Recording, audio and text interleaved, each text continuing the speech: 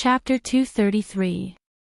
In Muyaja's list, the first three were 1. No kissing scenes. 2. No bed scenes. 3. No hugging scenes. 4. Just the first 3 points alone made Lin Fengtian so angry that he almost vomited blood. What did that mean? Forget about the second one. No kissing, no holding hands, and no hugging. Was this still filming? Did they have to find a body double to complete the scenes of kissing and holding hands in a teen film? When he found Muyaja to protest, the latter sat at his desk and did not even look at him. He said coldly, "Shoot if you want, otherwise get lost." Lin Fengtian was so angry that he almost had a stroke. What could he do?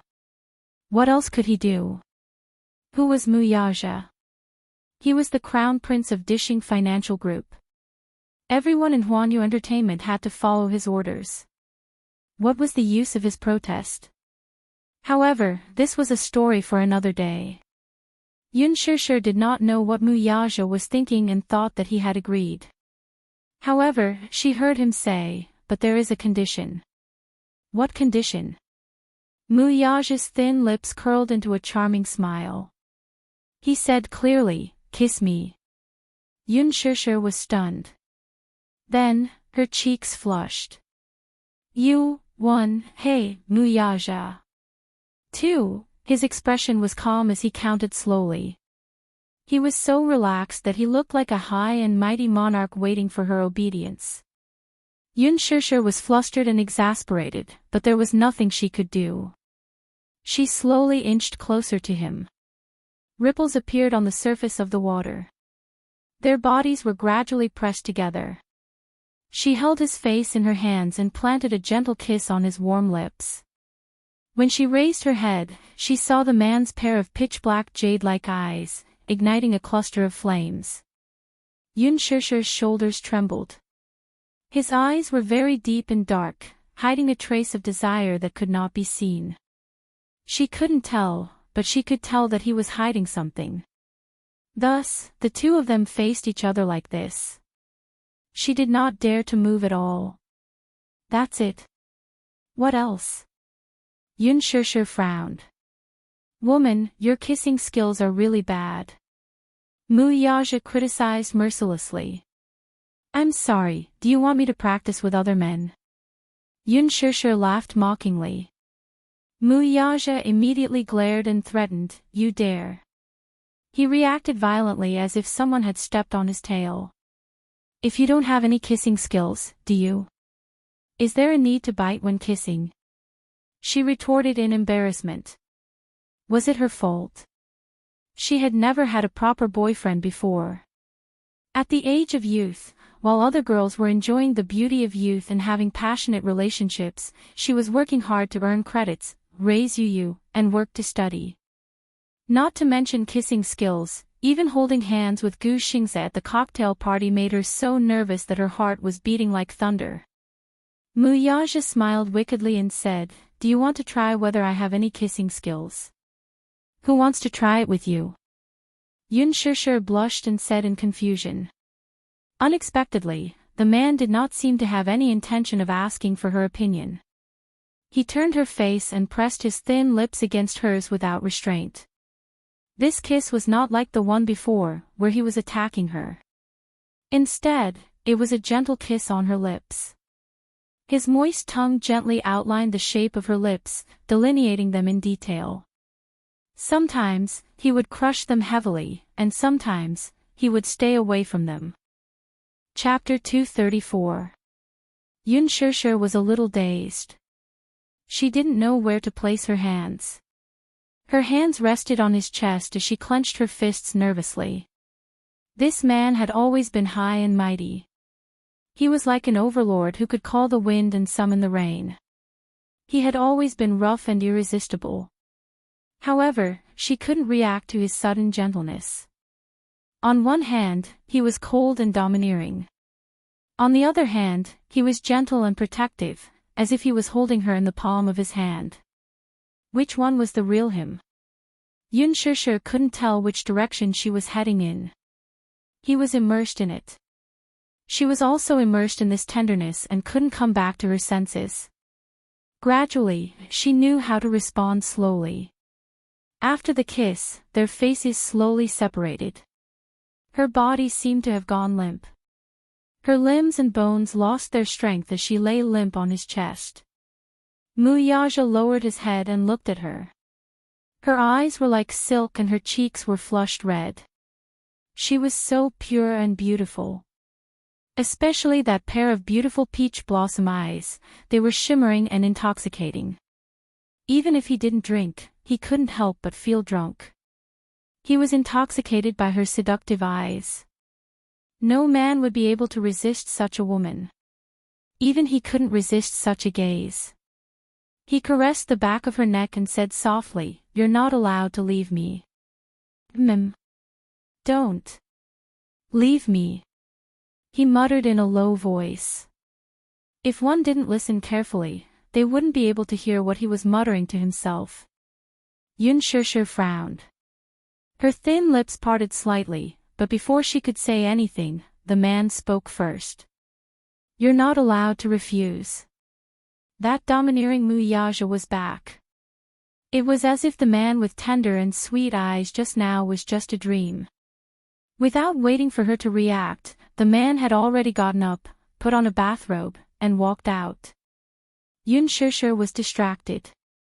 She lay down in the bathtub and sighed contentedly. She then realized that the bathroom was really as big as 2 of her bedrooms. Lying in the huge bathtub, he felt extremely comfortable. He wished he could just lie there and not get up. However, she suddenly realized that it was getting late. She should go back early, so she quickly got up as well. However, just as she stepped out of the bathtub, her legs went soft and she almost fell to the ground. Muyaja turned to look at her with a mocking smile on his lips. "Why can't you even stand properly?" Yun Shishir bit her lips. This man still had the nerve to ask. If he hadn't been so energetic and tortured her, how could she have ended up in such a sorry state? After messing around in the bathtub for a while, her body was still sore and painful. She cursed Muyaja several times in her heart. However, she was too embarrassed to say it out loud. She just glared at him and slowly walked to the bathroom. Muyaja looked at that slender figure and suddenly felt pity in his heart. How could this woman be so thin? When he did it with her, he was always careful, afraid that he would accidentally break her bones. It wasn't a good thing for a woman to be too thin. If she was a little fatter and had some meat on her body, it would be more comfortable to hug. At least, it wouldn't feel so cadmium. However, although she was thin, perhaps it was because she had been breastfeeding, her figure was still quite good. Chapter 235. What are you looking at? She said angrily, looking unhappy. The man said matter-of-factly, "I'm looking at you." Yun Shishir pursed her lips and moved her body away, but she saw that he was still staring at her body. That unrestrained gaze swept up and down her smooth body, unable to hide the ridicule in his eyes. She couldn't help but fly into a rage out of humiliation. "Don't look anymore." "Why, are you shy?" Muyaja smiled. Yun Shishir couldn't take it anymore and walked up to him and forcefully pushed him out of the door. "Get out." With a pang sound, she locked him out of the door. The man's lips curled up and he chuckled. This was clearly shy. However, he was kind enough to not tease her anymore. Wearing a bathrobe, he walked out of the bathroom looking refreshed and sat on the sofa. He held a glass of red wine in his hand and casually flipped through the newspaper that the helper had passed to him. When he saw the headlines published in the newspaper, his gaze deepened and he took a sip of the red wine. His face was full of self-satisfaction. When she walked out, she saw that he was holding his head in one hand and flipping through the newspaper with the other. She suddenly felt that the situation was a little awkward. He was so comfortable, but she was a little uneasy. Muyaja turned his head and looked at her with a pair of playful eyes. The corners of his lips couldn't help but curl up into an interested smile. The current her had just taken a bath and her body exuded a refreshing fragrance. Her wet black hair was draped over her shoulders, and because she had just taken a bath, her fair little face was pink and tender. It was really a blush on her fair skin. A pair of watery big eyes stared at him shyly. Her hands were crossed in front of her chest as if she was shy and afraid. Her eyes were filled with a sense of vigilance. That innocent and messy gaze was as if she was afraid that he would eat her up. But it was this kind of small gaze that made it even more alluring. If it wasn't for the fact that she was too weak to stand up to the wind, Muyaja would have forcefully pulled her into his embrace, fiercely bit her lips, and pressed this enchanting and charming little demoness under his body, wantonly and ruthlessly ravaging, wantonly tormenting her, and heavily penetrating her body. However, he quickly suppressed the wildness in his body. Even though it was delicious, he could not be too greedy. An excellent hunter was full of confidence and knew when to stop. If the prey was scared away, then the gains would not make up for the losses. The future was long. Come here. Yun Shishir was stunned for a moment before she asked warily, "What are you going to do?" As he spoke, he leaned back even more. It seemed like she was really afraid of him. "You were so sharp-tongued just now, why?" Muyaja chuckled and gently swirled the goblet in his hand. He raised his eyebrows and said, "Are you afraid that I'll eat you up?" She was really afraid that he would eat her up. This man was too energetic. She was really afraid that he would eat her up until not even her bones would be left. Yun Shishir pursed her lips and moved a few steps. Her buttocks carefully sat on the sofa, but she sat far away from him. This scene was weird no matter how one looked at it. If it was any other woman, this kind of opportunity, they would immediately stick to him passionately. But this little woman seemed to be rather afraid of him. Muyaja gently took a sip of the dry red wine and patted the seat beside him with his big hand as he said in a deep voice, "Sit over here." "What?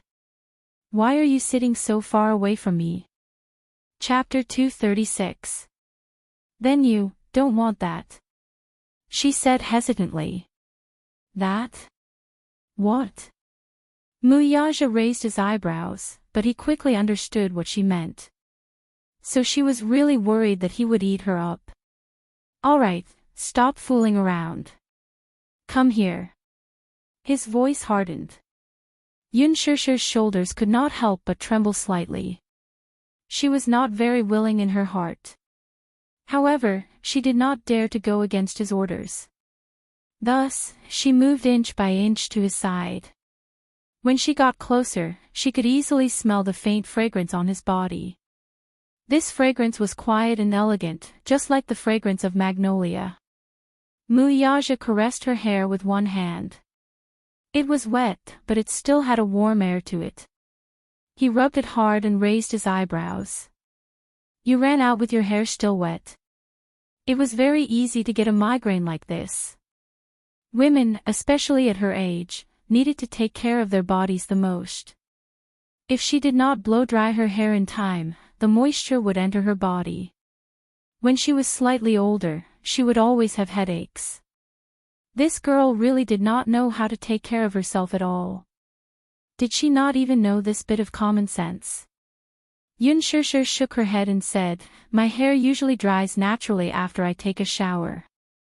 Muyaja pinched her cheeks. He did not use too much strength, but there was a hint of teasing. "Go and get a hairdryer. Otherwise, you'll catch a cold." As soon as he said that, Yun Shishir widened her eyes in disbelief. Was this man concerned about her? Hearing his almost doting tone, Yun Shishir felt a little warm in her heart. One had to know that in all her life, it seemed that only her father cared about her so much and loved her so much. Ever since her father went bankrupt and her family fell, she had to live under someone else's roof. She could be considered to have been treated coldly. Li Qin and Yuna always treated her indifferently. In school, because she was always immersed in her studies, she was not close to other students. She was considered a loner in school. The homeroom teacher was very caring towards her, but Yun Shishir was really a girl who knew how to be satisfied. She was also a girl who was easily moved. Because of his words, her little face actually turned red. I don't know where to find a hairdryer, in the first drawer of the counter. Oh. Yun Shishir nodded. She stood up and ran in. He opened the first drawer and saw a large white hairdryer. She picked it up. The hairdryer was very beautiful. At first glance, she could tell that it was very suitable for him. It also looked very high class, just like the ones in the barber shop. However, this hairdryer was really too big and too heavy. She couldn't even hold it with one hand. She felt that it was quite heavy just by holding it, let alone using it. Moreover, her hands were soft and didn't have much strength. The hairdryer was too heavy. After plugging it in, Yun Shishir began to blow-dry her hair clumsily. She rarely used the hairdryer because she had too little time. When she was in school, she had to work, study for credits, and rush out her thesis. After working, she would always go home very late. In the morning, she would squeeze out time to wash her hair and rush to work. She would let the wind blow dry her hair naturally. Therefore, she rarely had the leisure to blow dry her hair after taking a shower. Because the hairdryer was too heavy, she had no choice but to hold it with both hands and blow her hair with a strong gust of wind. She naturally didn't know much about blow-drying her hair. She only knew that she had to dry it as soon as possible. Therefore, she turned the wind speed to the maximum. This was bad. Her beautiful hair was blown into a mess just like that. Yun Shishir furrowed her brows in annoyance. She clumsily used one hand to tidy up her hair, but it became even messier. Muyaja heard a few soft moans coming from the bathroom from time to time. He couldn't help but feel a little strange. What was this girl doing again? When he walked to the door to take a look, he couldn't help but be stunned. He saw that Yun Shishir's hair was blown into a mess. The ends of her hair were tied up in knots. At this moment, this little idiot was holding up a comb to comb her hair. However, her hair was half dry and half wet. It was difficult to comb it. She was in so much pain that she looked embarrassed. It seemed like she was in so much pain that tears were about to fall. Chapter 237.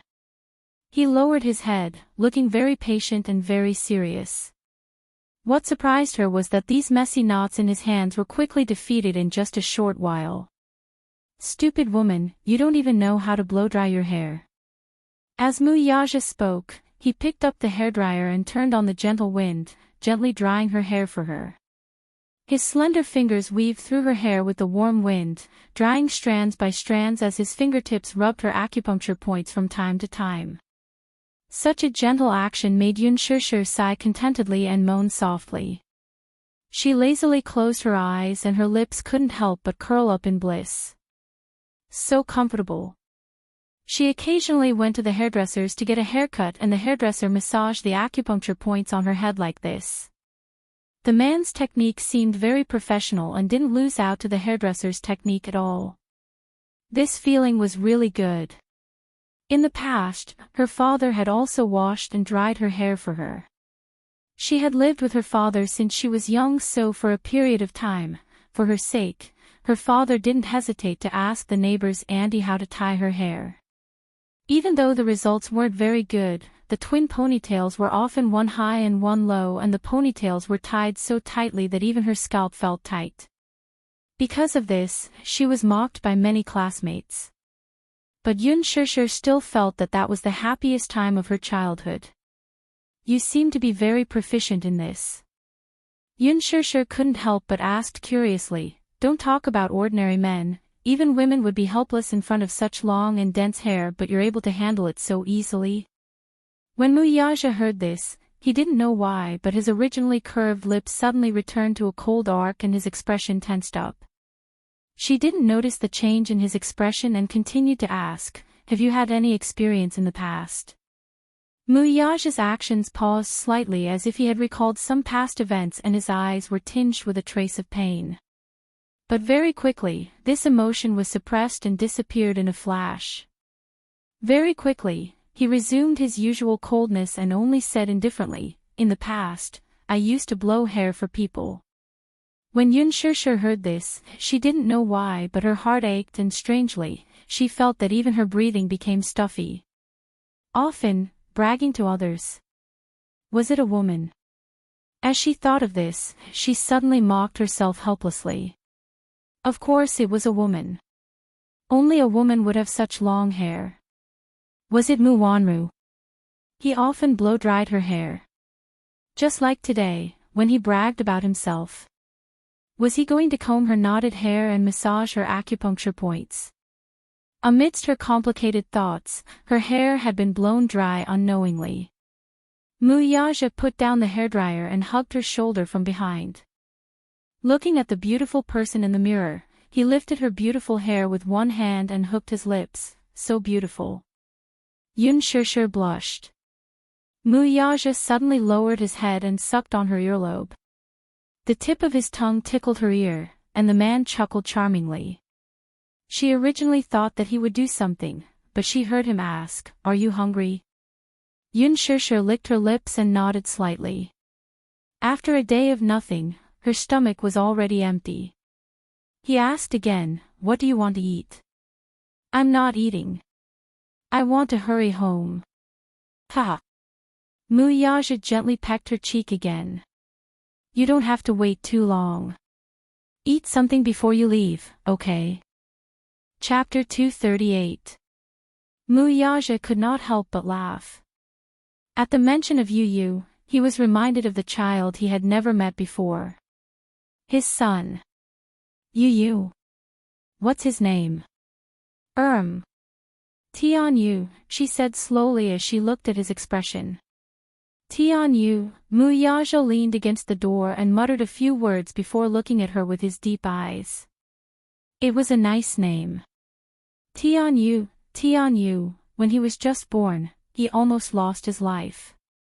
Perhaps it was because of God's blessing that he grew up healthily. That's why he was given this name. Yun Shishir explained. He was the child's father, so she felt that it was her duty to let him know the child's name. It's a good name. His surname is Yun. Yun Shishir looked up in surprise and stared at him warily. Seeing that he was just asking casually, she said carefully, "Yes. He has my surname." "Who is he living with now?" Muyaja asked. "He's living with me." "He's not living with your father." Yun Shishir's brows furrowed slightly as her heart suddenly ached. Yun Yeqing liked Yu very much. Initially, when she wanted to keep the child, no one, including him, agreed to let her raise him. She was still a student at that time. Her family was in dire straits and she was in debt. What ability did she have to raise a child who was crying piteously for food? Things were not cheap at that time. Just diapers and milk powder alone cost a lot of money every month. Moreover, the child's health was not good. When he was born, they found out that he had a congenital heart deficiency. Secondly, his body was very weak and he had many minor illnesses. It was not that Yun Shishir did not feel strange at all. The older brother was so healthy when he was born, so why was the younger brother so weak?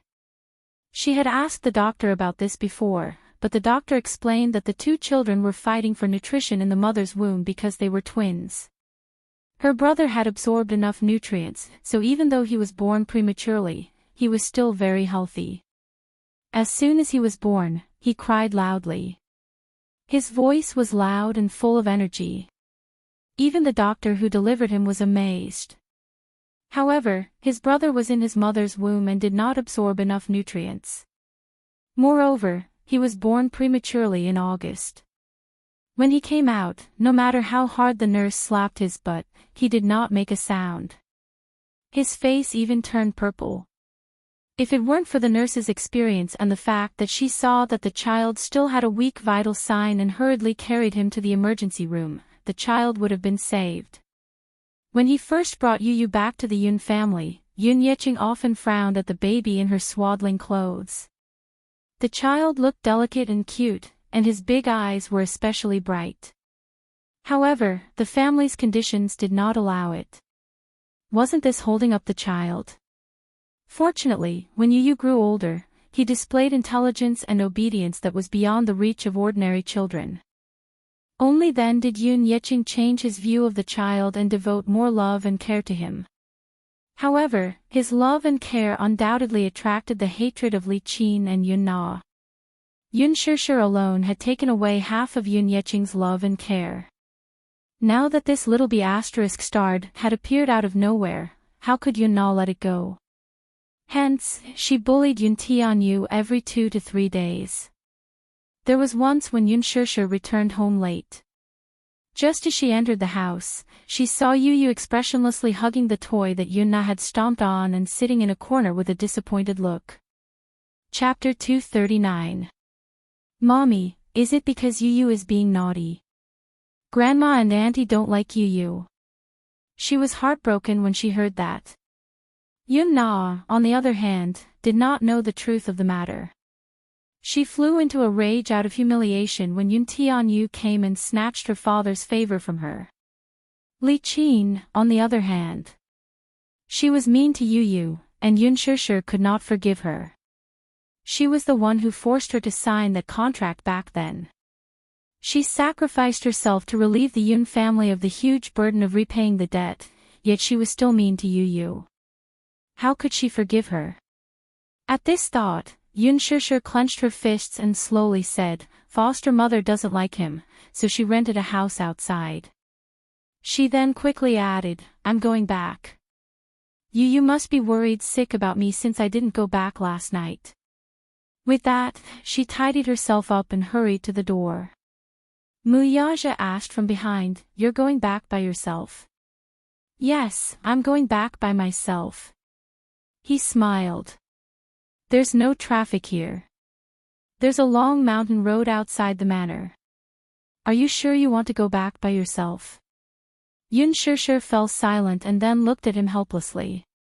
"Send me back."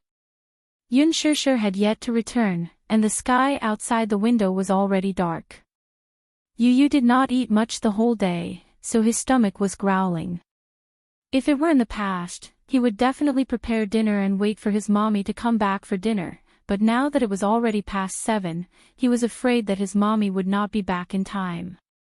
He was too lazy to cook, so he took out the pizza he had ordered in the afternoon from the fridge, heated it in the microwave, and ate it with relish. However, as he ate, he felt really wronged. For the first time in his life, the little lad's tears overflowed and flowed down his cheeks. Initially, he wanted to wipe them away, but the more he rubbed them, the more he could not hold back his tears. He had always been strong and brave since he was young. He rarely shed tears. Even when he went to the hospital for an injection, which of the other children didn't cry their eyes out? Only he sat there, bravely stretching out his arm. His brows were tightly knitted, his face was calm, and his eyelids didn't even blink. Unless it was under certain circumstances, when he was acting coquettishly in front of his mommy, tears were always part of his act. That was just a small trick she used to act coquettishly. However, this was the first time she had shed tears of grievance. For a long time, no matter how late it was, mommy would always come back to have dinner with him. No matter how busy she was at work, even if she had to work overtime until late at night, she would ask the manager for an hour off to have dinner with him before going back to work. But tonight, mommy stood him up and didn't even call him. Naturally, he felt very wronged. Therefore, the more he thought about it, the more his heart ached, and the tears fell down his cheeks. He reached out his hand and wiped them away fiercely. He took the phone and glanced at it. It was already 8:00 in the evening, and she still hadn't returned. He couldn't suppress the grievance he felt. He pouted and hugged the pillow on the sofa, crying. "Boo-hoo. Mommy doesn't want you anymore. Why wasn't mommy back yet? Could it be that she didn't want him anymore now that she had that man? Once the little lad thought of that man's provocative words, his face turned ashen. He hated him. Anyone who wanted to take mommy away from him was a big bad guy. Chapter 240. The little lad's face was full of resentment. If Lee Hanlon were present, his eyes would surely pop out of their sockets from shock. His impression of Yun Tianyu was that he was colder and more mature than the average lad his age. Not to mention tears, he was always calm and collected, as if nothing could affect his emotions. Now, however, he was curled up in the corner of the sofa, letting his body sink in. His eyes were red and swollen from his tears. He had never been this weak, but because of her missing the appointment, he felt a faint sense of unease in his heart. He did not like such a cold and empty house.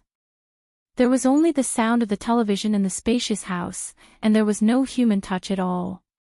The room was dark. He turned on all the lights, but they could not hide the cold air in the room. Usually, when his mother was at home, she was always cheerful. Even when she was tired, she would sit at the desk and watch him do arithmetic problems. He loved doing arithmetic problems. Although he could calculate the answers in his heart with just a glance, he always pretended to be ignorant in front of his mother. He even counted with his fingers one by one. With his mother by his side, no matter how many arithmetic problems there were, he would always do them with relish. But now, he was the only one at home. Even if he watched his favorite program, he felt that it was no longer interesting. Could it be that it would continue like this? Did that man really love his mommy? True love was not enough, though. That man still had his family, but he had nothing except for his mommy. He was willing to do anything if he did not snatch his mommy away. Just as the little lad was feeling melancholy, his phone suddenly rang. He practically bounced off the sofa with a look of anticipation on his face. He didn't even have time to put on his shoes as he ran to the table barefooted to pick up his phone. When he saw the screen, his face immediately darkened with disappointment. The name Lee Hanlon kept flashing on the screen.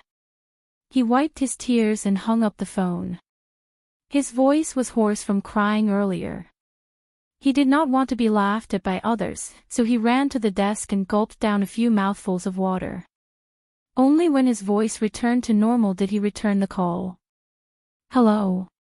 President Yun, are you asleep? Yu said, not yet. What's the matter? His tone was concise and crisp, as if his pitiful and self-reproachful appearance just now was a completely different person. It's like this. About the information you requested. I've already found it for you. Yun Tianyu raised a brow, but his expression was a little complicated. Previously, he was curious about his background. When he was younger, he often asked about his father's whereabouts. Yun Shishir had always been secretive about his background. He thought that he had touched on his mommy's sore spot by asking about his daddy. He had always thought that he did not have a daddy and that his daddy had left him the moment he was born. He also thought that he didn't have a father. But as he slowly learned the truth about his biological father, Mu Yaja, he couldn't help but be curious. What kind of past did his mother have with this man? Thus, for some reason, he ordered Lee Hanlon to investigate the matter. Chapter 241. However, Director Yun, if it's possible, it's better that you don't know about it. Lee Hanlon's tone on the other end of the phone was strange and cautious. He had read through the information and couldn't bear to send it to him. The truth was too cruel. He wanted to hide it, but he couldn't explain it to little Munchkin. Sitting in front of his desk, Yu opened the fax and waited for the information to be sent over. Then, he turned on his computer and a window popped up on the bottom right corner. Popular starlet Huanyu's higher-ups slept with her. If it were any other time, Yu would have ignored such gossip. However, today, he clicked on it. Talking about sleeping with her was a common occurrence in the entertainment industry. In this world of luxury, there were many ugly inside stories that were not known to the public. Often, many celebrities were glamorous on the surface and had the image of a pure and innocent girl, but in private, they hid extremely ugly faces. In this industry, there were many fatal temptations. If one wanted to make a name for himself in this industry full of talents, sleeping with her was a method that most female celebrities used. Although it was another one, it was rare for Huanyu Entertainment's scandal to be exposed by the media. This was because Huanyu Entertainment's artists rarely had such scandals. After all, Huanyu Entertainment's artists had strong backing. Huanyu Entertainment was a milestone in the entertainment industry. Looking at the current entertainment industry, even Huang Entertainment, which was the leader of the film industry when Hong Kong movies were popular, was far from being comparable. What was more frightening was that Huanyu Entertainment controlled the shares of the 8 most authoritative entertainment media, and its influence on public opinion was obvious. It was also because of this that Huanyu Entertainment controlled most of the public opinion in the entertainment industry. Any negative public opinion towards Huanyu Entertainment had always been suppressed by Huanyu. Therefore, Huanyu's scandal of sleeping with an actress was really puzzling. Logically speaking, if this female celebrity was really unlucky and was photographed, Huanyu would privately buy the photo to protect her image. Now, the first to expose this scandal was Huanyu Entertainment's top media company, Xingyu Media. Could it be that this popular starlet had offended some higher-ups in Huanyu, so they wanted to teach her a lesson? Yu furrowed her brows as she skimmed through the news. The one who broke the scandal was one of Huanyu Entertainment's most popular actresses, Tang Yu. Early in the morning, Phoenix Entertainment's front page reported the scandal of Tang Yu's overnight stay in a high-rise villa in Huanyu. The evidence was conclusive. In the photo, Tang Yu appeared at the entrance of the villa and walked into the villa with the help of a servant. This executive was a member of the board of directors of Huanyu Entertainment, Li Wenqing. Li Wenqing had always had a bad reputation in the circle. She was even mentioned in the same breath as He Ling. Using his identity as a shareholder, many female celebrities had connections with him. There were rumors that Li Wenqing had a strong taste in certain aspects. She liked to play tricks and do things that were exciting. She was not much better than He Ling Xiang. Chapter 242. It was said that the reason why there was such a big commotion this time was because Li Wenqing's first wife caught them red-handed. The commotion this time was not small. Other than the photos that were leaked, there were also secretly taken videos. Li Wenqing was so impatient that he didn't even close the curtains when he was doing it. It seemed that he wasn't afraid of being secretly photographed. He probably didn't expect that things would develop like this. This report also caused quite a big blunder. On the second day of Huanyu's annual cocktail party, all the major media outlets had prepared the headlines in advance. All the artist studios had also stayed up late to prepare for today's headlines. However, early in the morning, Xingyu Media was the first to release a notice on the media outlets. They said that they had caught a young actress trying to climb up the social ladder by cheating and had gotten hold of some juicy news. As soon as the notice was released, many media outlets were dumbfounded. No way, the headline that they had painstakingly concocted had been caught off guard by a Qing Yao Jin who had jumped out halfway.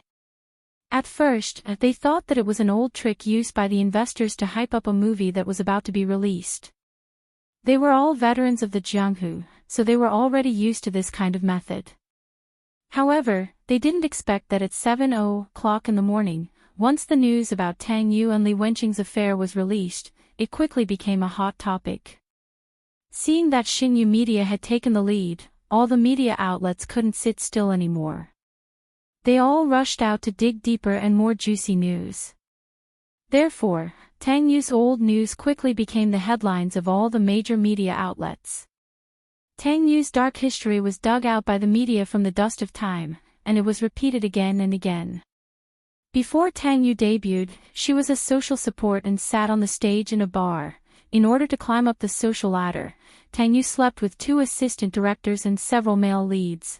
Tang Yu and Yang Mi were from the same school, but they were always scheming against each other to get more exposure. Tang Yu bullied a newcomer who just debuted. This time, Tang Yu wished that she could be dug up from head to toe. Her dark history that she couldn't bear to look back on was dug out one by one. The ones who were hurt the most were Tang Yu's loyal fans. On the screen, Tang Yu had always played the role of a naive and sweet girl. Her pure and beautiful image had attracted many otaku fans. However, when they saw the true face of their goddess, it was inevitable that they would be disillusioned. Therefore, her fans became her haters. Tang Yu's followers on Weibo dropped from 10 million to 5 million. Female celebrities who had a close relationship with Tang Yu, such as Yang Mi, began to release drafts to clear their relationship with Tang Yu. Now that Tang Yu was ruined, most of the celebrities who had a good relationship with her chose to protect themselves. In this entertainment circle, there were many people who took advantage of Tang Yu's notoriety to stir up a hot topic. There were many people who hit Tang Yu while he was down. It's not suitable for children. Yu mumbled and looked at the fax machine. Seeing that the documents had been sent over, she walked over and picked up the stack of documents. She glanced at them and her face stiffened. His hand that was holding the paper couldn't help but tremble. What? What are these? Could this be the truth he wanted? Lee Hanlon's hesitant tone rang in her ears. So, this is the reason why he's worried. Just then, the doorbell rang loudly, pulling her out of her thoughts. Yu turned on the CCTV and saw Yun Yeching's face, who was waiting outside. Chapter 243. Yu was at a loss for a moment before his face sank. Why are they here? If it were in the past, he would definitely put on an innocent and romantic front and call him Grandpa obediently. However, after seeing the documents earlier, he felt a sense of alienation when he saw his father's face. However, in the next moment, he suddenly thought of something and smiled strangely. It seems that this grandpa of his is here to ask for a favor, right? Yu. Is your mommy home? Yun Yeching seemed a little uneasy. Come in and talk. He opened the door to let them in, but Yu's expression was extremely cold. From the moment he stepped through the door, Yun Yeching and Li Qin carefully sized him up from head to toe. Yun Yeching felt a little strange. This child is a little different from before. He could not pinpoint exactly what was different about him. He only felt that this child had suddenly become so cold. There was no smile on his face, and he looked at him coldly and indifferently. He was no longer as close as before. Yu acutely sensed his strange gaze and glanced back at him. His sharp eyes were so sharp that even the experienced Yun Yeching could not help but be intimidated by them. The look in his eyes was so sharp and sharp. It was not a look that a child of his age should have. Yu, what's wrong with you? Why is he suddenly so cold to me? He used to call me Grandpa affectionately before. What's the reason behind this? I really can't figure it out at the moment. Li Qin snorted. You have no conscience. You don't even call me elder. I don't know how your mommy taught you. Don't you know the rules? Is it up to you to ask how my mommy taught me? Yu retorted coldly. Li Qin could not react in time. She was so angry that her face froze. This child has changed. He has changed. He used to be so submissive when he saw her. Even though she did not like this child, he still called her grandma warmly every time he saw her. Although she ignored him, this child did not forget his manners. Why was he not polite today and even knew how to talk back? Especially that face, it was extremely cold. With just a glance, it was as if the surrounding air was about to freeze into ice. With just one look, she felt a chill run down her spine. Revolt. I think you're really your mother's biological child. You're just as unruly as your mother. You're a little B***** who doesn't know anything. Don't you know how to respect your elders? He had no respect for his seniors. Humph. Yu Yu's patience ran out. Did you brush your teeth before going out? Ha! Li Qin didn't understand what he meant and was a little dumbfounded. He nonchalantly replied, "This is my house, so please be mindful of your behavior. Don't only know how embarrassing it is when I chase you out." You. Li Qin still wanted to say something. At the side, Yun Yeqing could not take it anymore. Just shut up. Li Qin looked at him in surprise and saw him glaring at her. It turned out that the shut up was meant for her. However, looking at his sullen face, she did not say anything for the first time. This time, she was here for something important. Chapter 244. Li Qin found it hilarious. This child is only around 7 years old, yet he acts like an old man. He looks even more experienced than me. How does Yun Shusher educate her child? She tried to strike a conversation with him. What do you know? Wait for your mother to come back, we have something to discuss with her. Yu Yu lifted his cold gaze and swept it across Li Qin. That menacing look in his eyes was like that of a leader who had been through a lot of bloodshed. He was mature and arrogant. Her heart involuntarily shrank. She was actually a little timid because of his gaze and kept her mouth shut. After thinking about it carefully, she felt that something was amiss. He was clearly such a young child, yet he had such a murderous look in his eyes. This was truly unbelievable. You don't have to beat around the bush with me. If it's about borrowing money, just get straight to the point. His cold and indifferent tone was mixed with a hint of command. Yun Yeqing was stunned. He and Li Qin looked at each other in disbelief. Yun Yeqing, in particular, could not hide his embarrassment. How did you know that I'm here to borrow money from your mother? If it's about borrowing money, then I won't see you out. Yu Yu ignored his question and quickly asked him to leave. Yun Yeqing was stunned for a moment. Li Qin was even more furious. It was rare for her to have a good talk with Yun Shusher, but she was met with a cold shoulder by this child. Yun Yeqing said, You won't understand even if I tell you about this. Nana is in the hospital and is in a critical situation. Grandpa doesn't want to do this, but Grandpa has no other choice. I can only come to your mother to think of a solution. Early this morning, the hospital called to inform them that something had happened to Yun Na and that she was now in a ward. They rushed over, but when they saw the person lying on the hospital bed, they almost fainted from shock. Li Qin, in particular, was greatly agitated after witnessing Yun Na's face being disfigured. She kicked up a fuss in the hospital, shouting that she wanted to find the culprit who had harmed her daughter. Alas, the hospital did not know the cause and effect of this matter. The patient was sent to the hospital early in the morning. A mysterious man in a suit paid for all the medical expenses and left in a hurry. Yun Yeqing went to the doctor to ask about Yun Na's condition. The doctor bluntly said, Your lady's face is ruined. There were more than 10 wounds on his face. Just the stitches alone required dozens of stitches. He was afraid that his face would not be able to see anyone in the future. However, the doctor suggested that it was not completely destroyed. If conditions permitted, she could prepare a few 100,000 yuan and find an authoritative beauty agency for plastic surgery. Perhaps she could restore her looks. A few 100,000 was easy to say, but how could the current Yun Yeqing have the ability to fork out so much money at once? While Li Qin was worrying, Yun Na slowly regained consciousness.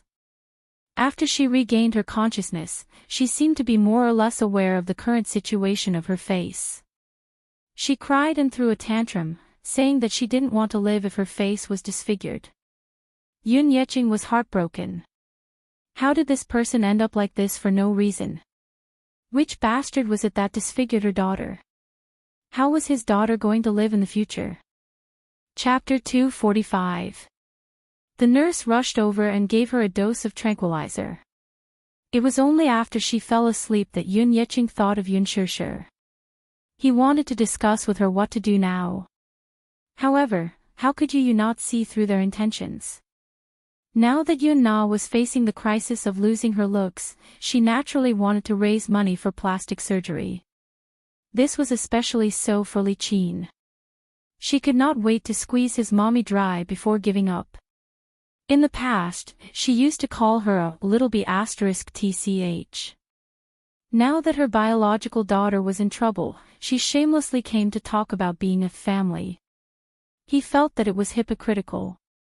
In the past, he used to call her a grandma, and Yun Yeqing a grandpa, on account of his mommy. Now that the truth of what happened 6 years ago was out, he would no longer be sentimental. You, how can you speak to your grandpa like that? How can you be so rude at such a young age? Li Qin reprimanded him sternly. Grandpa. He. I won't admit that I have a grandpa. Yu played with the ring in his hand and said calmly, if he's my grandpa, he'll know how hard mommy has been all these years. And you, Li Qin. I used to call you grandma, but you ignored me. For the past 6 years, you didn't care about mommy and me. Why didn't you think that she's your daughter and I'm your grandson back then? Now that you're in trouble, it's too late for you to bring out your so-called familial love. Yun Yeqing's body stiffened. His face was livid. All these years, he had not fulfilled his responsibility as a father. He felt that he owed this daughter of his. However, Yu's attitude toward him was too different. He could not figure out what was going on. Li Qin was displeased and lost her patience. You can't say that. What did the Yun family not treat her well? Even if they neglected her, it's just a small conflict. Blood is thicker than water. No matter what, your grandpa is still your biological grandfather, isn't he? He. As if he had heard something funny, Yu suddenly sneered and said coldly, blood is thicker than water. Do you really think I don't know that mommy isn't your biological daughter? Yun Yeqing was stunned. How did he know? As for Yun Shishi's identity as an adopted daughter, no one had ever mentioned it to him. How could a child like him know about it? Could it be impossible? He knew his daughter Shishi very well. She had always treated him as her biological father. This daughter of hers had always been very filial. Sure. Since you already know that your mother isn't our biological daughter, shouldn't you be the one to repay the kindness of raising her? Li Qin tried her best, pointing at him and accusing him without holding back, as if she had forgotten that the person in front of her was merely a 6-year-old child. Repay. Yu suddenly got up from her seat and took out a thick stack of documents from the study room. She threw it at Yun Yeqing expressionlessly, her tone as cold as ice. My mommy helped the Yun family once 6 years ago. Li Qin, what do you take my mommy for? Even if you want to humiliate her, Yun Tianyu, won't allow it.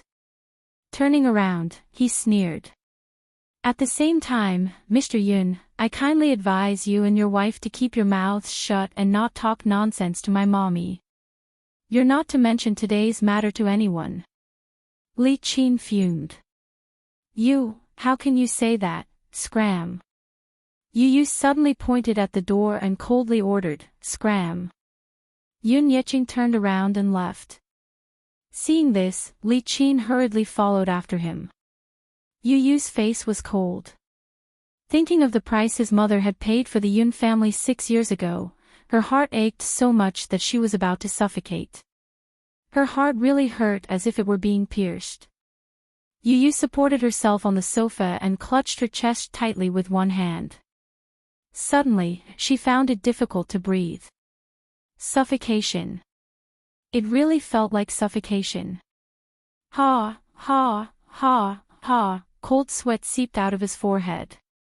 Yu's body stiffly sat down on the sofa, and his breathing became more and more rapid. He clutched his chest, feeling as if something was blocking his heart.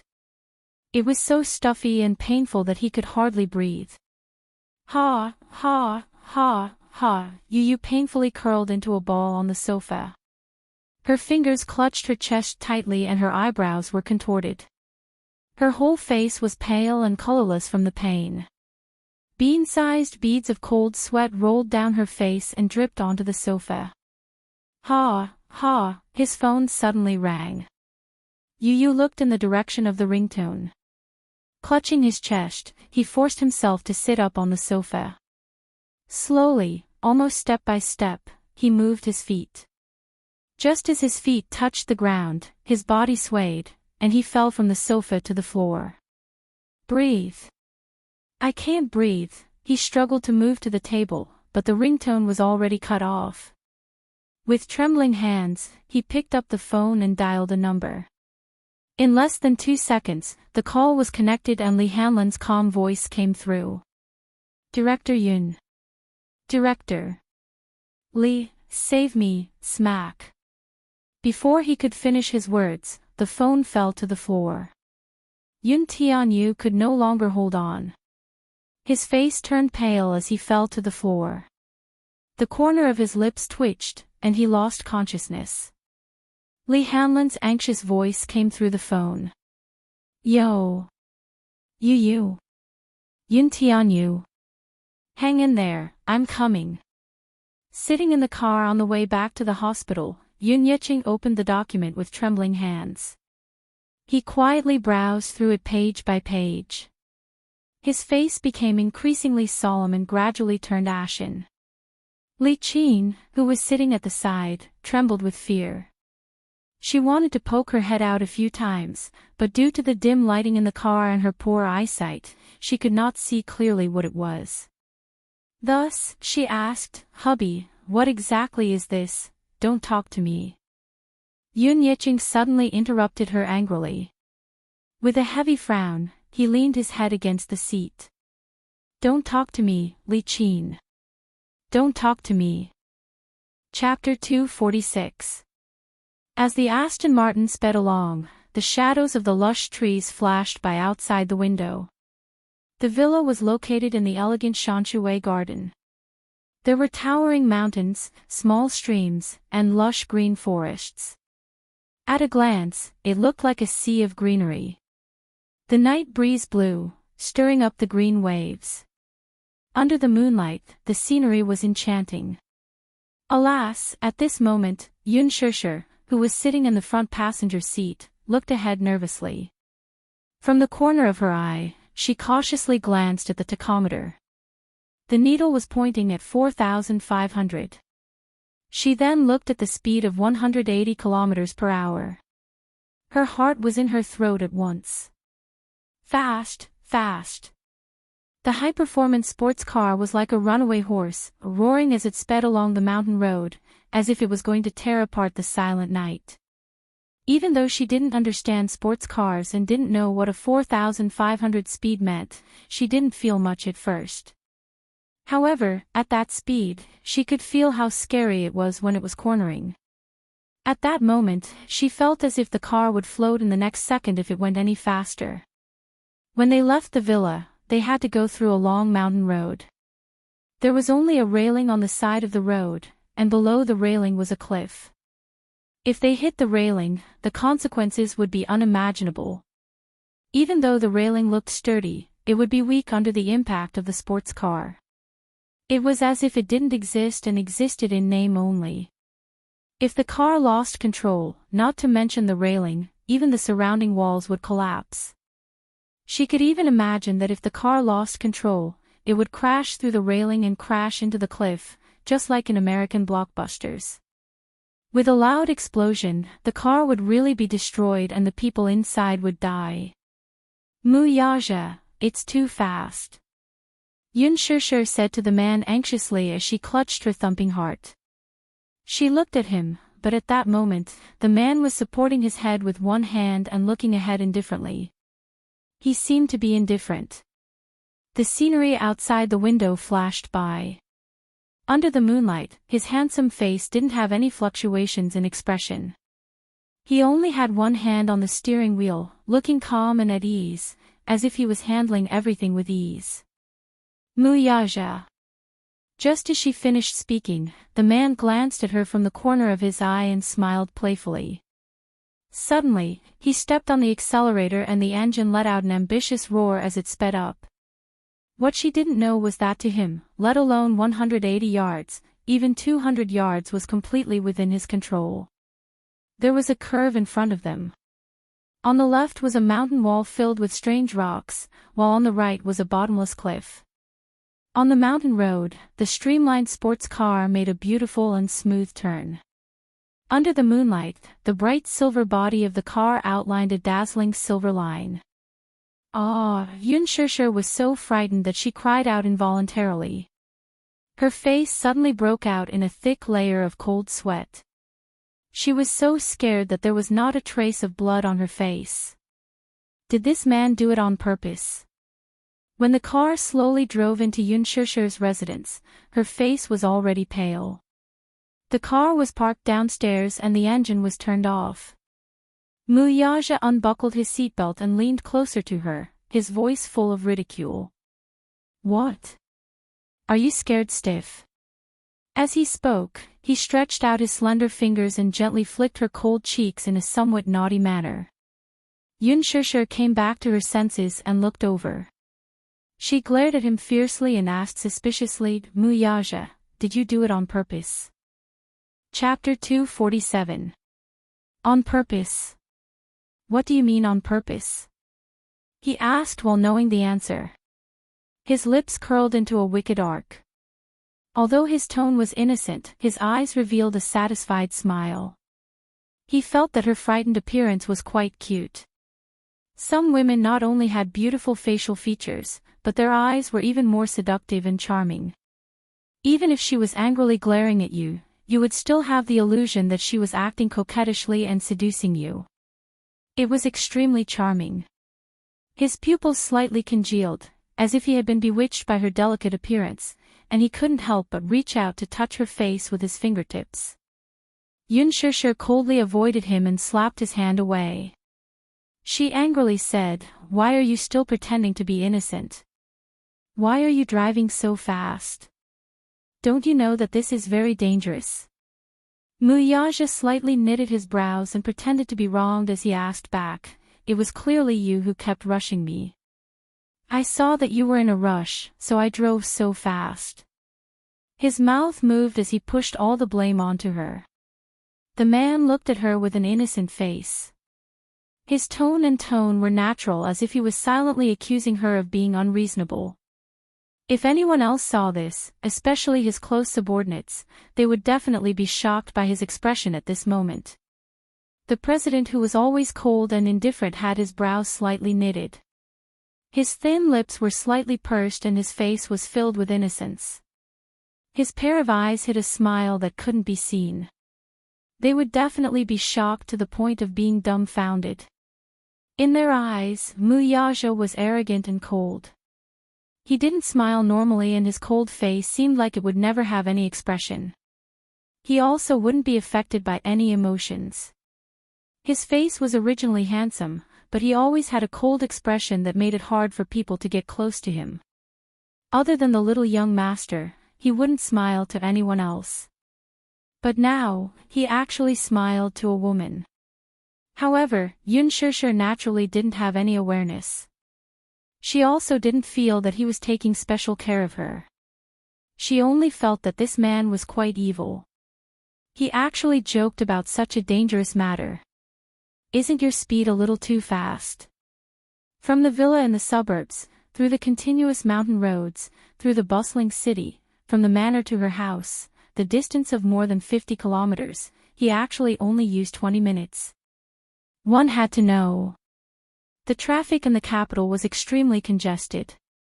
Just driving in the city took 15 minutes, which was more than 30 kilometers of mountain roads. He only used 5 minutes. What kind of concept was this?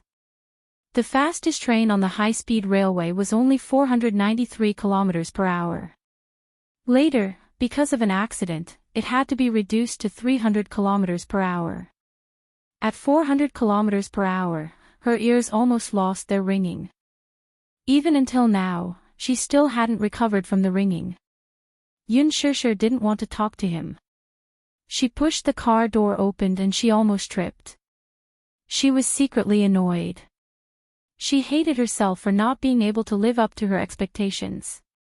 She was actually frightened by his driving skills to the point that her legs went soft. But this couldn't blame her. She was in that moment. Did this man's driving skills have to be so terrifying? She raised her wrist to look at her watch. It was already very late. You should be asleep, right? Chapter 248. Yu did not have a father by her side since she was young, so she vowed to work hard to make up for this. After she started working, no matter how busy she was or how late she had to work overtime, she would always make time for dinner. Even if she had to take leave, she would rush home to have dinner with him before rushing back to the office to continue working overtime. Even though this behavior had caused a lot of dissatisfaction, she had never made an exception. Unless there was something special, she would also take leave from him in advance.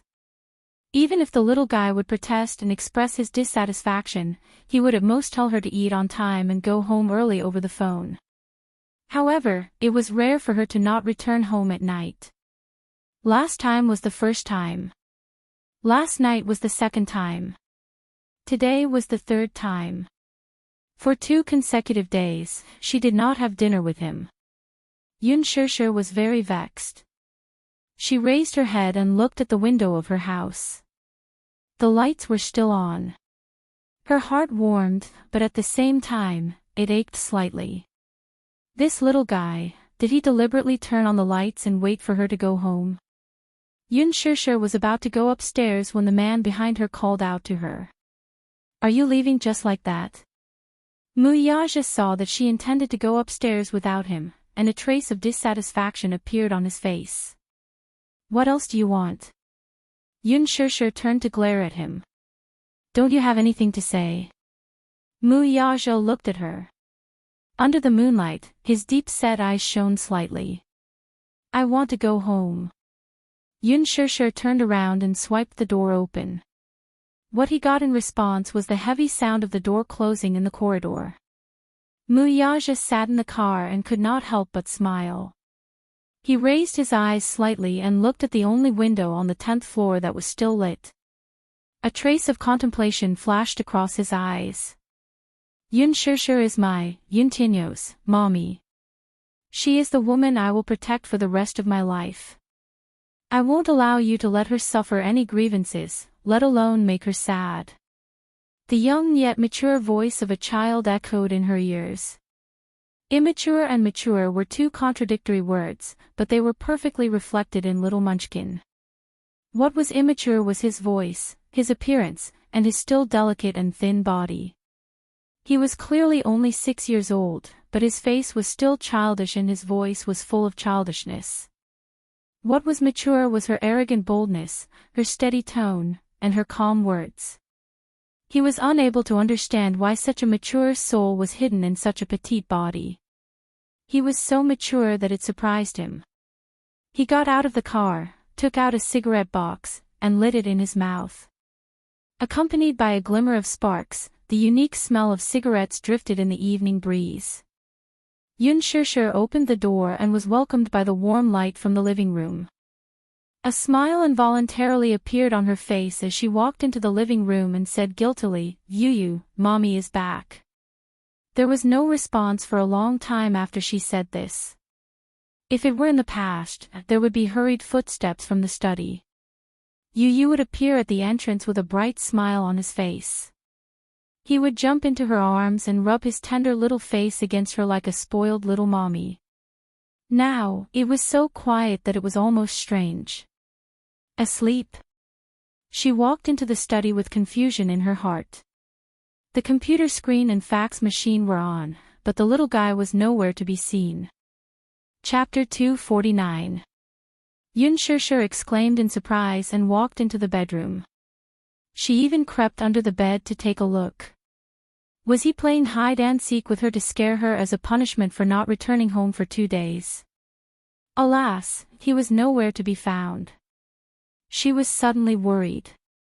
She hurried to the balcony and fearfully held onto the railing as she looked down. Her heart only calmed down when she saw that there was nothing out of the ordinary. Her phone had been smashed, so it was inevitable that she would be worried. She could not find the little lad anywhere. The house was only so big. There were 2 bedrooms and a living room, and the layout was about 60 square meters. She searched every corner of the house. There was no one in the house, though. Yun Shishir was extremely worried. She returned to the living room and saw the phone on the floor at the corner of the table. She walked over to pick it up and realized that the phone had been replaced with a smartphone. She was feeling perplexed when she saw a note left on the table. She picked it up and saw a phone number left on it. Yun Shishir had an ominous feeling. She picked up Yu's phone and dialed the number with trembling fingers. Lee Hanlon's steady yet anxious voice came from the other end. Are you Yu's mommy? Since it was Yu's phone, there was a caller ID. I am. You are. I'm Director Yun, Kaof. Lee Hanlon paused for a moment before continuing. I'm the principal of this kindergarten, Madam Yun. We've met before. Hello, Principal Lee, may I ask, are you? Yun Shishir did not know what was going on, but she heard Lee Hanlon say in a heavy tone, Madam Yun, Yun Tianyu has always been in poor health. Does he have a congenital heart deficiency? Yun Shishir seemed to have expected something when she heard his words. Her heart clenched and her voice trembled uncontrollably. Yes. Principal, what happened to Yu? When I got home, I didn't see him at home. There was a note for you on the table. He's in the hospital now. Not long ago, he called me and said that he was feeling unwell. I rushed over and sent him to the hospital. Lee Hanlon paused, then suddenly said seriously, Madam Yun, I have to criticize you. As a parent, as a mother, how can you leave your child alone at home? Although Yun Tianyu is usually very obedient and mature, he is still only a 6-year-old child. He is still so young, can you be at ease leaving him alone at home? Children were naturally ignorant and lacked common sense about safety. This time, it was a relapse, but what about the next time? Many parents left their children at home out of negligence. Their children were playful and accidentally fell off the balcony and got seriously injured. The media leaked that they were poisoned. Were there any lack of such tragedies? You should reflect on yourself. Yun Shishir was worried sick. When she heard Lee Hanlon's reproachful tone, her eyes welled up with tears. She also blamed herself immensely. Yes, Yu is only 6 years old. How could she leave him alone at home? His health was not good to begin with, so she should take good care of him. However, she was so irresponsible. Not only did she leave him at home for a day and a night, but she did not even fulfill the most basic responsibility of a mother when the child was hospitalized because of his illness. What cocktail party? She should not have attended it.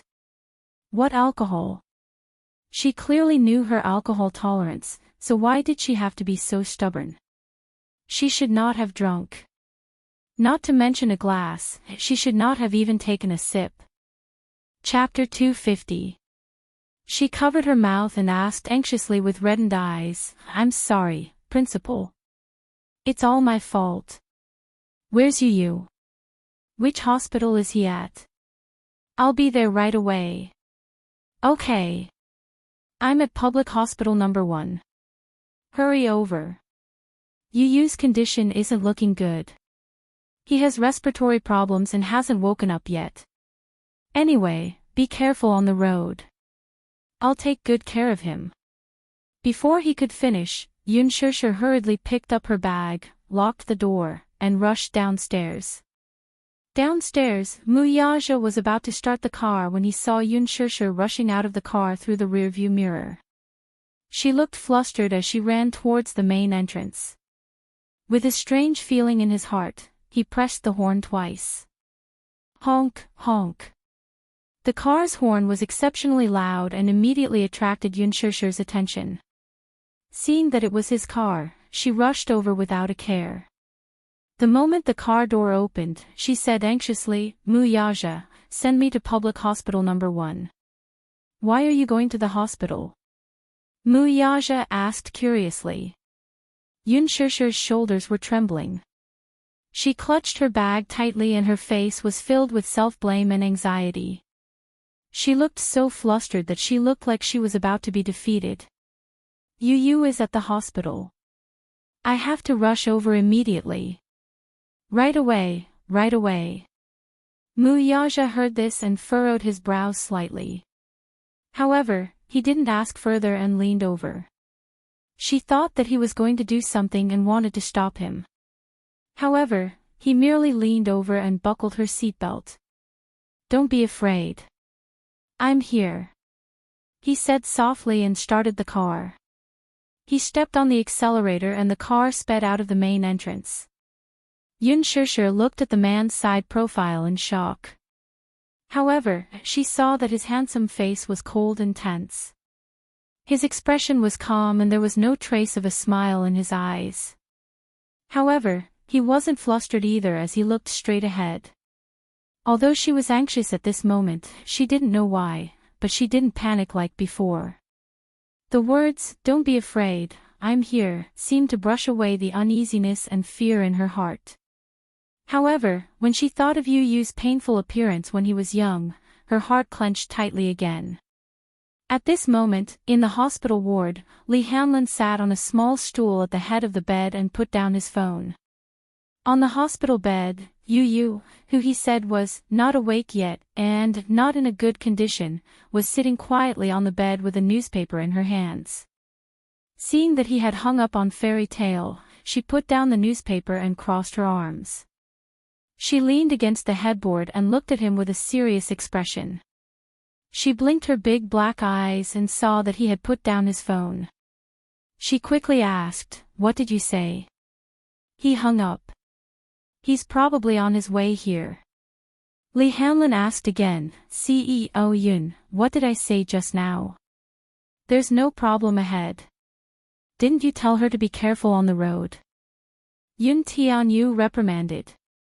What if mommy was in a panic and met with danger on the way here? Li Hanlin's face fell with grievance. "I did, but I was afraid that she didn't hear me, so I called back, but no one picked up." Yun Tianyu crossed his arms and nodded solemnly. He calmly listed out rows of formulas in his mind. It was a 30-kilometer journey from the apartment to the public hospital. The subway was at the entrance and the bus stop was a few dozen meters away. There was no need to transfer. The last train was at 9 p.m. She couldn't make it. The bus was too slow, so mommy must have chosen to take a taxi. It would take about 45 minutes. Chapter 251. Li Hanlin's eyes twitched. This child, he was so scheming. He was exasperated. Earlier, he had received a call from Little Munchkin and heard Little Munchkin's painful cries for help. He immediately put down everything he was doing and rushed over. When he opened the door, he saw Little Munchkin lying on the ground. He immediately rushed over and carried him up. Seeing that Little Munchkin had fainted, he didn't know what was going on. He pinched Little Munchkin's philtrum and was about to give him mouth-to-mouth resuscitation when Little Munchkin opened his eyes. As soon as he woke up, he slapped his face to the side. Disgusting. Just as Li Hanlin was feeling extremely wronged, he saw the little boy leaning weakly in his arms. His breathing was rapid and his face was flushed red. He quickly asked what was going on. He immediately pointed to the medicine box on the cabinet and said, Bring it over." Li Hanlin immediately brought the medicine box over. The little boy struggled to find the medicine bottle and took a pill. However, his symptoms did not improve. He hurriedly sent him to the public hospital. After emergency treatment, his condition was finally alleviated. However, his following request left him dumbfounded.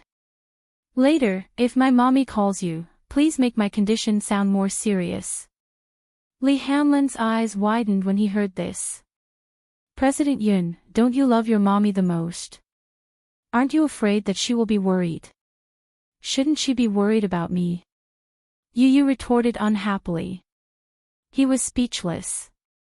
Li Hanlin pondered for a long time. It seemed that his words made sense. She left me alone at home for a day and a night. Shouldn't she blame herself and reflect on herself? Yes, so, just once will be enough. Let her love me more. As Yu Yu spoke, he lowered his head and gripped the corner of the blanket tightly. His furrowed brows made his back view look helpless. Only when one has lost something will they know how to cherish it. However, once you lose it, you can never get it back. That was how the phone call came to be. He had always doted on his mommy, no matter how big or small the matter was. As long as she could take care of herself, he would never ask too much of this stupid mommy. He only asked her to take care of herself so that he would be at ease. However, he realized that sometimes, he would rather be a little more vulnerable and rely on her a little more. Only then would mommy's thoughts be more focused on him. Oh, Yu Yu nodded and frowned. I don't think it's serious enough. What's not good? You shouldn't say that. He was silent for a moment, his eyes cold. Suddenly, he said, you should say that I almost died. Yun Tianyo's sinister smile sent a chill down Li Hanlin's spine. This child was truly unfathomable. Was he really only 6 years old? However, his words were not an exaggeration. If he had not arrived in time, Yun Tianyo's condition would have worsened, and it would have been very dangerous. Li Hanlin understood that the reason why he had asked him to say this was just a means. A child's world was extremely simple. They did not know how to beat around the bush or how to use tricks. Although Yun Tianyu was considered outstanding among the children, his outstanding EQ and IQ were unattainable by the other children. However, deep down, he was also incomparably simple. He only knew that if he appeared a little more vulnerable and pitiful, his mommy would show more love and care for him. Yun Tianyu slowly lay down and said in a low voice, I can't lose to that man. I must get mommy's heart back. Chapter 252. The car stopped at the entrance of the hospital. Yun Shishir hurriedly alighted from the car and jogged toward the inpatient department. Mu Yaja parked the car and quickly chased after her. When she entered the inpatient department, she quickly took out her phone to call Li Hanlin, only to realize that her phone was out of battery. Yun Shishir bit her lower lip in frustration. She had been careless and did not bring the note with the number with her. She did not even know which floor and ward Yu Yu was in, so she could only bite the bullet and walk toward the nurse's desk. She was halfway there when someone called out to her from behind. Yun Shishir. You're here. Yun Shishir turned around in surprise and saw Li Qin, who was standing behind her, looking at her in surprise. Her face stiffened and she was a little surprised. Why was she here? Yun Shishir asked curiously, why are you here? The child is in the hospital. I just rushed over. Have you heard about this, too? For some reason, Li Qin's tone toward her was very polite. She was no longer as sarcastic as before. With a smile on her face, her tone was very gentle. Li Qin was not like this in the past. Whenever she saw her, she would look mean and speak with a sharp tone. She could not get used to the stark contrast now. The child was injured. Yu Yu. Could it be that Principal Li contacted her father and the rest to inform them to pay the hospital fees? That should be it. When Yun Tianyo's illness flared up, the principal did not contact her when he sent the child to the hospital. He should have contacted Yun Yiqing immediately. She remembered that, just in case, she had filled in Yun Yiqing's emergency contact number in the school's contact book. Principal Li was not related to her family in any way. When the child was injured, he rushed to the hospital immediately. They were already very grateful. How could they expect him to pay the hospital fees for free? Principal Li must have contacted Yun Yiqing. When he learned that something had happened to Yu Yu, he rushed over and paid the hospital fees for the child. However, Li Qin's attitude made her feel strange. In the past, she had always been annoyed with Yun Tianyu. Why now, did you also just rush over? Yun Shishir asked. Yes, your dad is here too, but he just went to pay the bill. She didn't have much money on her, but she needed money to treat her child's illness. She could only save whatever money she had on her. If it's not enough, we'll think of another way. As Li Qin spoke, her face was filled with sorrow. She and Yun Yeqing had taken out all the savings they had in the bank, but even then, they only had 10,000 yuan in their bank account. Although someone had already paid for Yun Na's medical bills, the doctor said that the money was not enough for further treatment.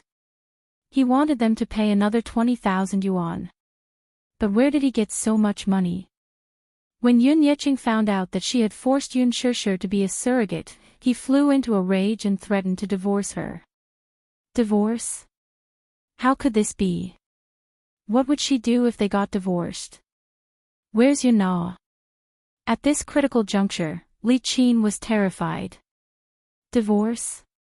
How could this be? In her heart, she knew that her husband was down and out. He was a pauper with no money and could not give her a luxurious life.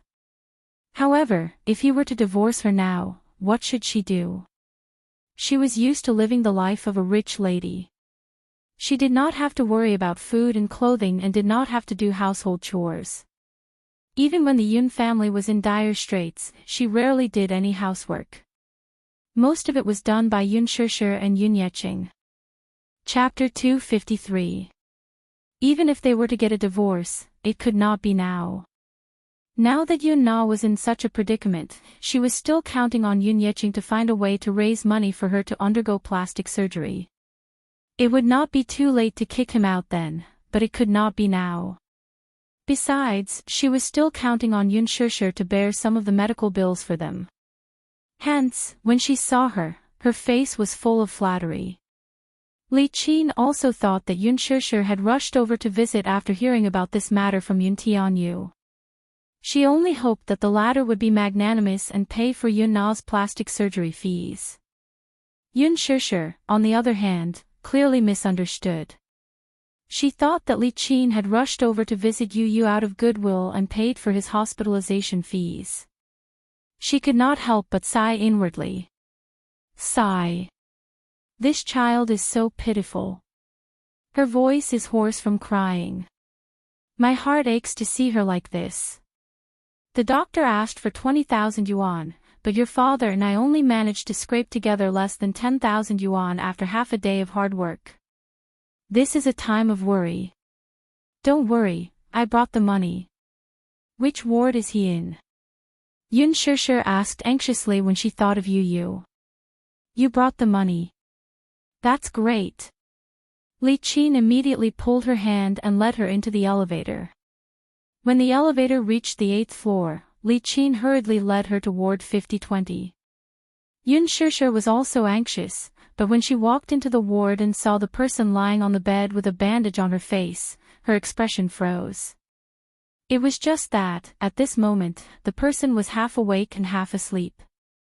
Lying on the bed, there was no reaction. What's going on? She asked immediately. She thought that Li Qin had rushed over because she knew that Yu was sick. Sigh. I don't know what's going on either. It would have been better if she did not mention it, but the moment she asked, Li Qin immediately burst into tears. I received a call early this morning saying that something happened to Nana. Your father and I rushed to the hospital and saw her like this. Your father's heart ached so much that he cried behind my back. Yun Shishir's expression became more and more unsightly. She looked at Yun Na on the hospital bed with a complicated expression.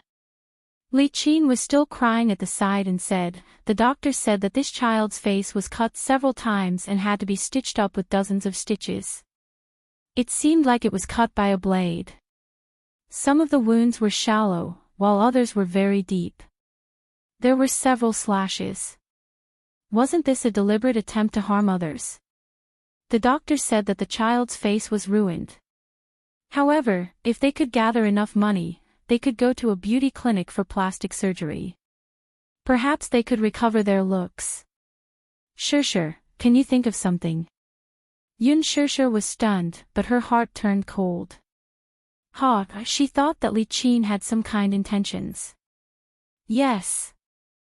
When she was young, she had a high fever and was hospitalized with pneumonia, but Li Qin had never once visited her. How much would she care about Yu when he was sick? Think of something. It's like this. Li Qin pulled her to the side. Her face was polite, and her tone was rare and gentle. Nana's face is disfigured, but the doctor said that if we could gather $500,000, we could get plastic surgery to recover her looks. You know that Nana has always been very vain. When she woke up and found out that she was disfigured, she tried to kill herself. Your father's heart ached and he blamed himself. Can you think of a way to gather $500,000? 500,000. Where do I get $500,000? Yun Sure interrupted her. Her face turned even colder. Chapter 254. It was no wonder that Li Qin no longer mocked and ridiculed her when she saw her.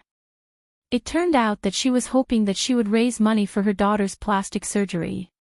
Even though she didn't know what had happened to Yun Na that caused her face to be slashed dozens of times for no reason, didn't she go straight home after leaving the cocktail party yesterday? But so what? Whether or not she was disfigured, whether or not she could be saved, to put it bluntly, even if she died, it had nothing to do with her. Li Qin usually called her a little b** tch, but once she realized that she still had some value, she would stick to her. Was she trying to squeeze every last bit of value out of her? She wouldn't be foolish again. Sure. Li Qin saw that her attitude was cold, and her face turned stiff. She was about to flare up, but when she remembered that all her hopes were pinned on her, she could only swallow her anger and say calmly, "You can't be so heartless. Could it be that you're so heartless as to watch your own sister commit suicide?" "What do you mean by that?"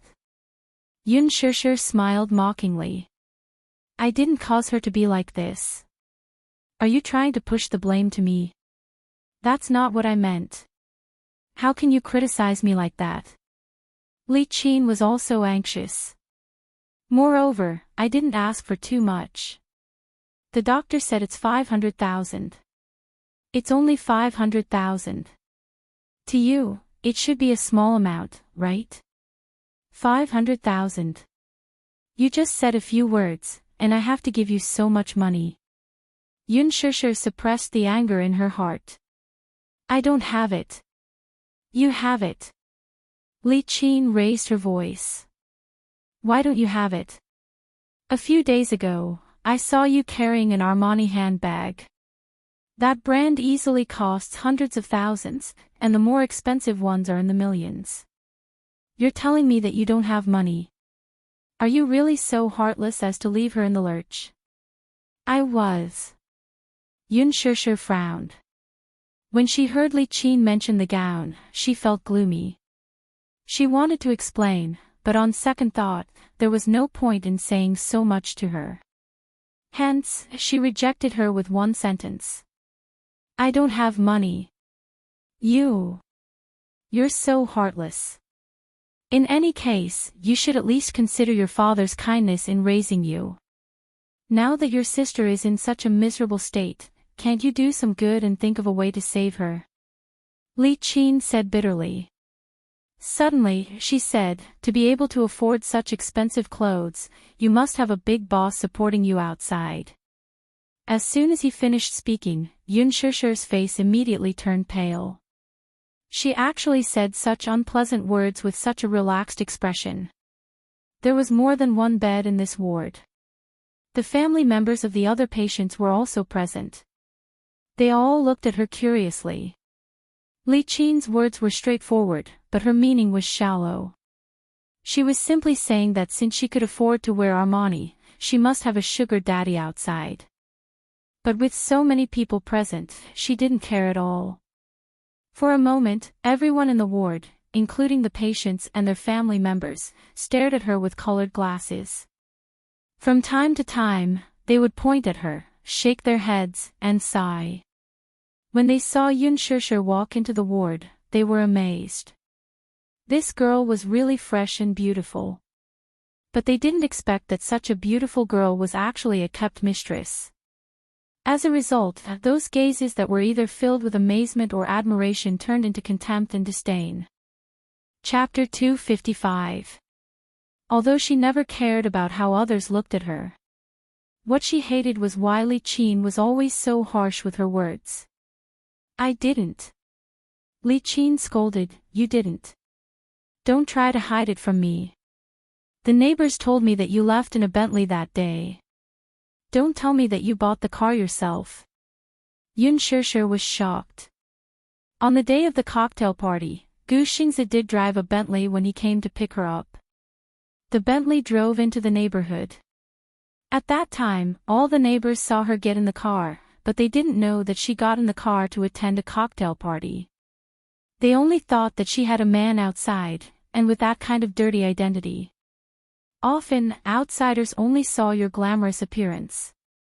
Out of jealousy and envy, they would make malicious speculations about you and point fingers at you.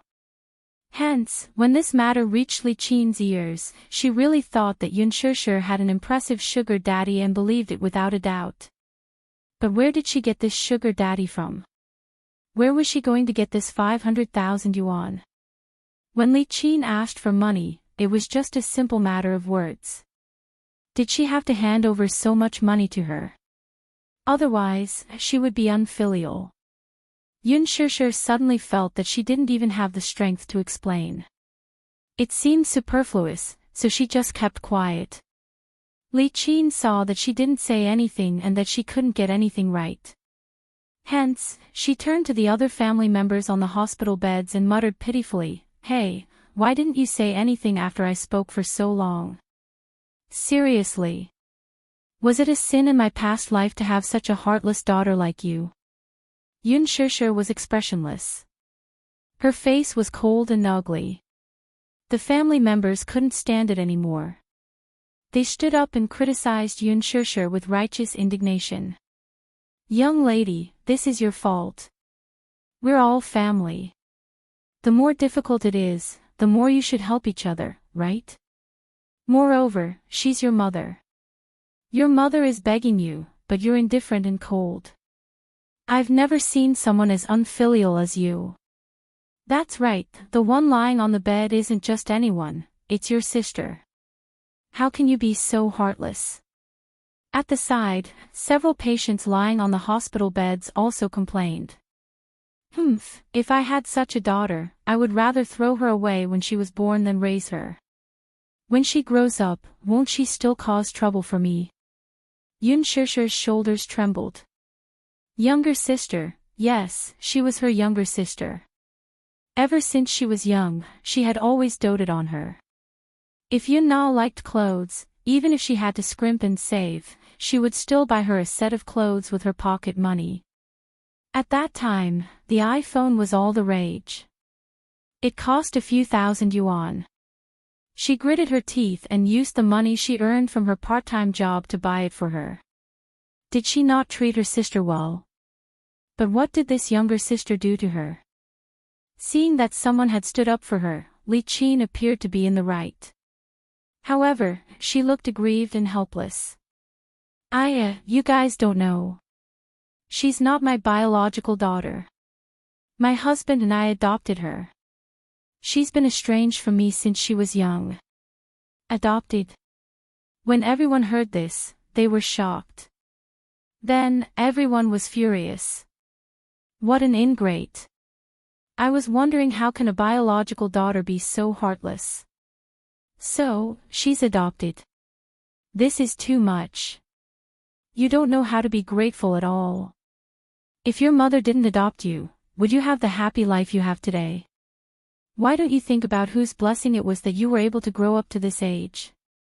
Yun Shishir finally understood what it felt like to be unable to explain herself. At that moment, she was worried about Yu Yu. She was anxious and turned to leave. Seeing that she was about to leave, Li Qin immediately walked up to her and grabbed her arm. Yun Shishir was annoyed and pushed her away. Li Qin fell to the ground, opened her throat, and started to cry. "You're hitting me. I was just pulling your hand, stop pretending." Yun Shishir said angrily. Yu is in critical condition now. I don't have the time to care about your nonsense.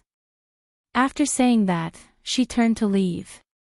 However, she was blocked by a group of nosy family members at the door. "Where do you think you're going? Unfilial daughter, how can there be someone as heartless as you? Are you hitting me?" Chapter 256. One of the women's tone was especially harsh, as if she had already taken Li Qin's place. She was so angry that her face turned red. She spoke up for Li Qin. "If it were me, I would definitely be angered to death by an unfilial daughter like you." "That's right. Everyone says that daughters are considerate and are their mother's little jacket, but this is the first time I've seen someone as heartless as you." Yun Shishir clenched her teeth and held back the tears in her eyes. Suddenly, she raised her head and asked, "Are you done?"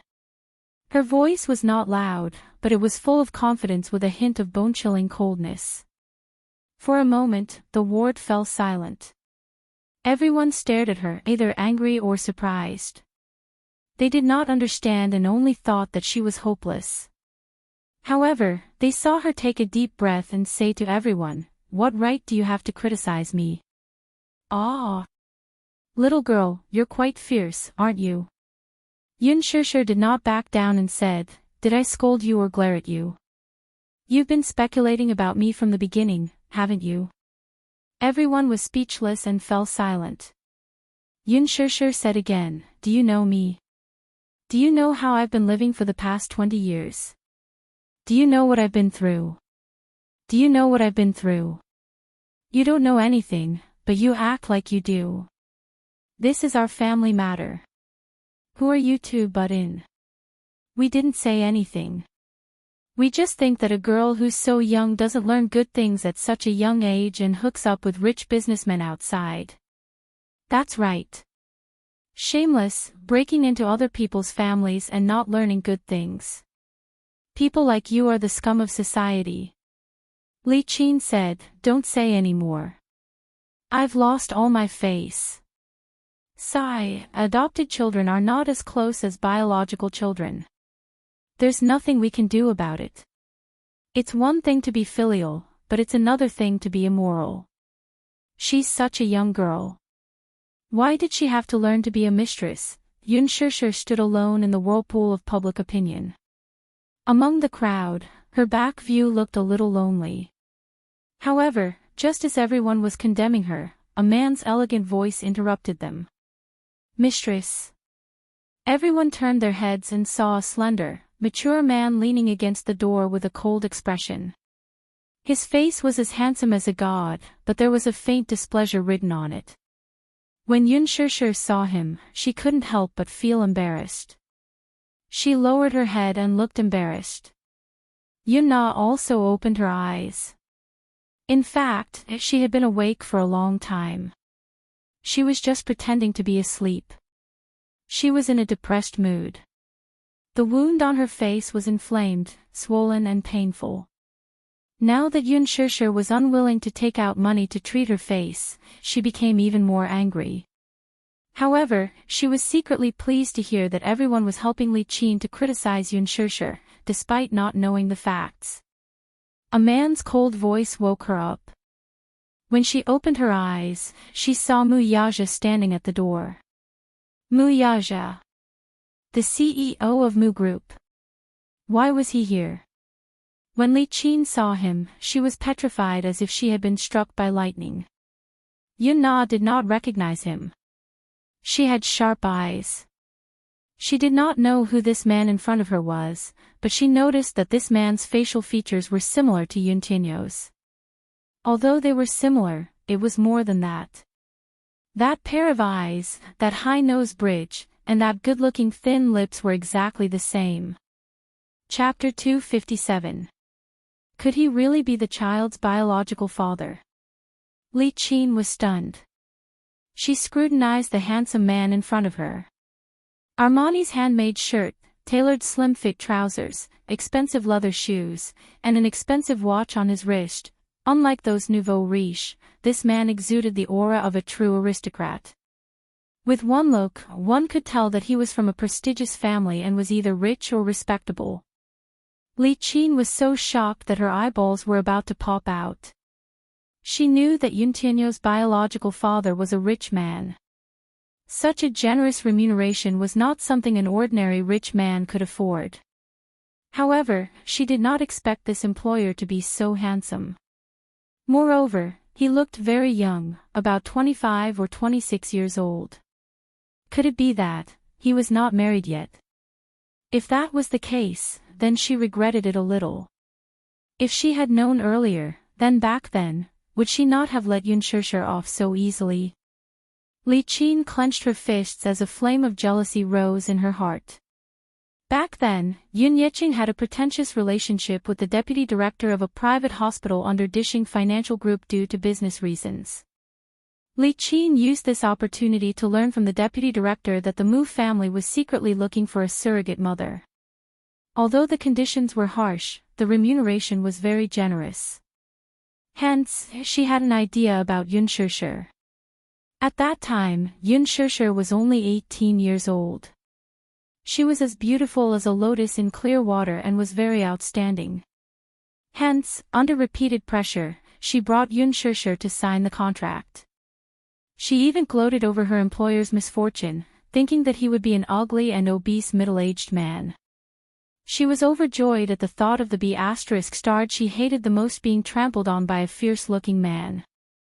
However, now that she saw it, it was undoubtedly a ruthless slap to her face. If only she had known earlier, she would have let Yun Na do it. Perhaps, if that child had worked harder, she would have become a phoenix and become the Mu family's young mistress. When that time came, she would not have to suffer and worry like this. Not only Li Qin, but everyone in the ward was stunned. They had never seen such a handsome man. His face, which seemed to have been cast by a knife, was cold. It was as if his entire body was emitting a golden light.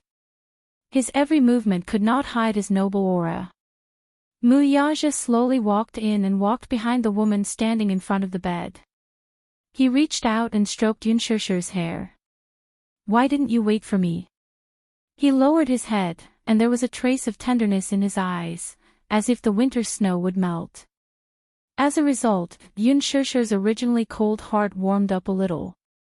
The man's gentleness made her a little uncomfortable. I stopped the car just now, so I'm late." Yun Shishir said faintly, "It's fine. Did you suffer when I was not around?" After a pause, Mu Yaja raised his head and his expression darkened. "When I was at the door just now, I think I heard someone call you a mistress." He looked up and scanned the ward with his cold gaze. His gaze landed on the family members of the patients. His gaze was as sharp as a knife, and his voice was as cold as an icicle. "Who said that?" These three words were spoken slowly and carelessly, but between the lines, one could see that they were filled with displeasure. There was a biting cold air around him. It was as if anyone standing beside him would be stabbed by the sharpness of his aura. Chapter 258. Everyone looked at the man in disbelief, then looked at Li Qin. At this moment, they were a little confused. Didn't she say that her daughter had a sugar daddy? Could it be this man? Li Qin was even more shocked. The man's question silenced everyone. Who would dare to admit it? In front of Mu Yaja's powerful aura, everyone lost their earlier righteous indignation and lowered their heads awkwardly to do their own things. "You? How are you related to Shishir?" Li Qin finally mustered up her courage to speak. Yun Shishir frowned in disgust. "Our family." Why did Li Qin's attitude change so abruptly? "Who is she?" Mu Yaja glanced at Li Qin and lowered his head to ask. Yun Shishir obviously did not want to bother with Li Qin's unreasonable tantrum. When the man asked, she only replied, adoptive mother. Adoptive mother. The woman who forced her to sign the surrogacy agreement 6 years ago. Mu Yaja looked at her coldly. This woman's heart was truly vicious. If it were not for this agreement, what kind of crooked ideas would she have for Yunshusher? Damn it. Li Qin was frightened by his cold gaze and took a step back. She was trembling. Why was this man's gaze so scary? It was like a knife, as if he wanted to carve a piece of flesh from her face. What's the matter? Yunshusher glanced at Yun Na, who was lying on the hospital bed in a daze, and calmly explained, my sister met with an accident, and now, she needs a large sum of money for plastic surgery. Otherwise, her face will be ruined. She's asking me for money. I don't have it, and I can't pay for it. Mu Yaja asked, how much does it cost? Before Yunshusher could speak, Li Qin immediately said, 1 million. 1 million. Yunshusher's eyes were tinged with embarrassment. Didn't she just tell her that it was 500,000? Why was it 1 million now? 1 million. Didn't you say 500,000? Why is it 1 million now? Yunshusher said angrily. Li Qin said awkwardly, you heard wrong. However, before Yunshusher could refute, another patient's family member who was originally on Li Qin's side stood up and said, she didn't hear wrong. I also heard you say that it was 500,000 yuan. Now you've changed it to 1 million yuan. Big sis, it's better not to be too greedy. Li Qin said angrily, I don't know which bastard caused my Nana to become like this. Her face is ruined. The doctor said that she needs 1 million yuan to restore her face. As Yun Na's elder sister, Shusher naturally had the responsibility to bear some responsibility. We're all family. Now that we're in trouble. Obligation. Yunshusher clenched her fists. What obligation do I have? Was she a bloodsucker? Was he going to suck her blood to the very last drop? How could he be so greedy? 1 million, I have it. Mu Yaja said calmly behind her. His casual words caused everyone in the ward to widen their eyes in shock. 1 million, he could easily open his mouth. Who was this man? Could it be that he was a billionaire? Li Qin's eyes lit up. She almost blurted out, that's great. My Nana's face can be saved. Who exactly was this man? How could he be so rich? That's right. The remuneration on the contract alone was a few million yuan. After she gave birth to the child, the employer paid another considerable sum. Chapter 259. Li Qin smiled and asked, Shusher, how should I address this gentleman? Why aren't you asking him to sit down? Mu Yaja watched her every move expressionlessly and did not make a move. He said that he had the money, but he did not say that he would fork out the money. Li Qin felt a little awkward and could only look at Yunshusher. Shusher, how should I address this gentleman? Mu. Chairman Mu. On the hospital bed, Yun Na spoke timidly, looking nervous. Li Qin's eyes widened. Nana, you know him. Yes. Mom, he's the CEO of Dishing Financial Group, Chairman Mu. Li Qin's face turned pale at the mention of this title. Mu Yaja, the CEO of Mu Financial Group. Everyone knew that the Mu family was the wealthiest family in the capital. Oh my God, this man was the CEO of Mu Group. Shusher, why didn't you tell me about such a big matter? When did you and young Master Mu? Anyone could tell that Li Qin was gnashing her teeth in hatred when she said this, but she still had to maintain a smile. Then, sure, you should pay more attention to your sister's matter. 1 million. That's a lot. I don't have that much. Yunshusher rejected without hesitation. Suddenly, she added coldly, please get this straight. Even if I had the money, I wouldn't fork it out. Li Qin's face stiffened. She almost lost her temper when she heard her refusal. However, Mu Yaja was present. She could only suppress her anger and turn to him for help. Mr. Mu Yaja, you see, Nana is Shusher's sister. We're in a pinch now. What do you think about this 1 million? Mu Yaja did not even look at her. He lowered his head and asked Yun Shusher, what do you think? He was obviously asking for her opinion. There was no doubt about the doting look on his face. It was obvious that as long as Yun Shusher agreed, this 1 million was just a string of numbers to him. Li Qin looked at Yun Shusher expectantly, only to hear her say indifferently, you think of a way yourself. I can't help you.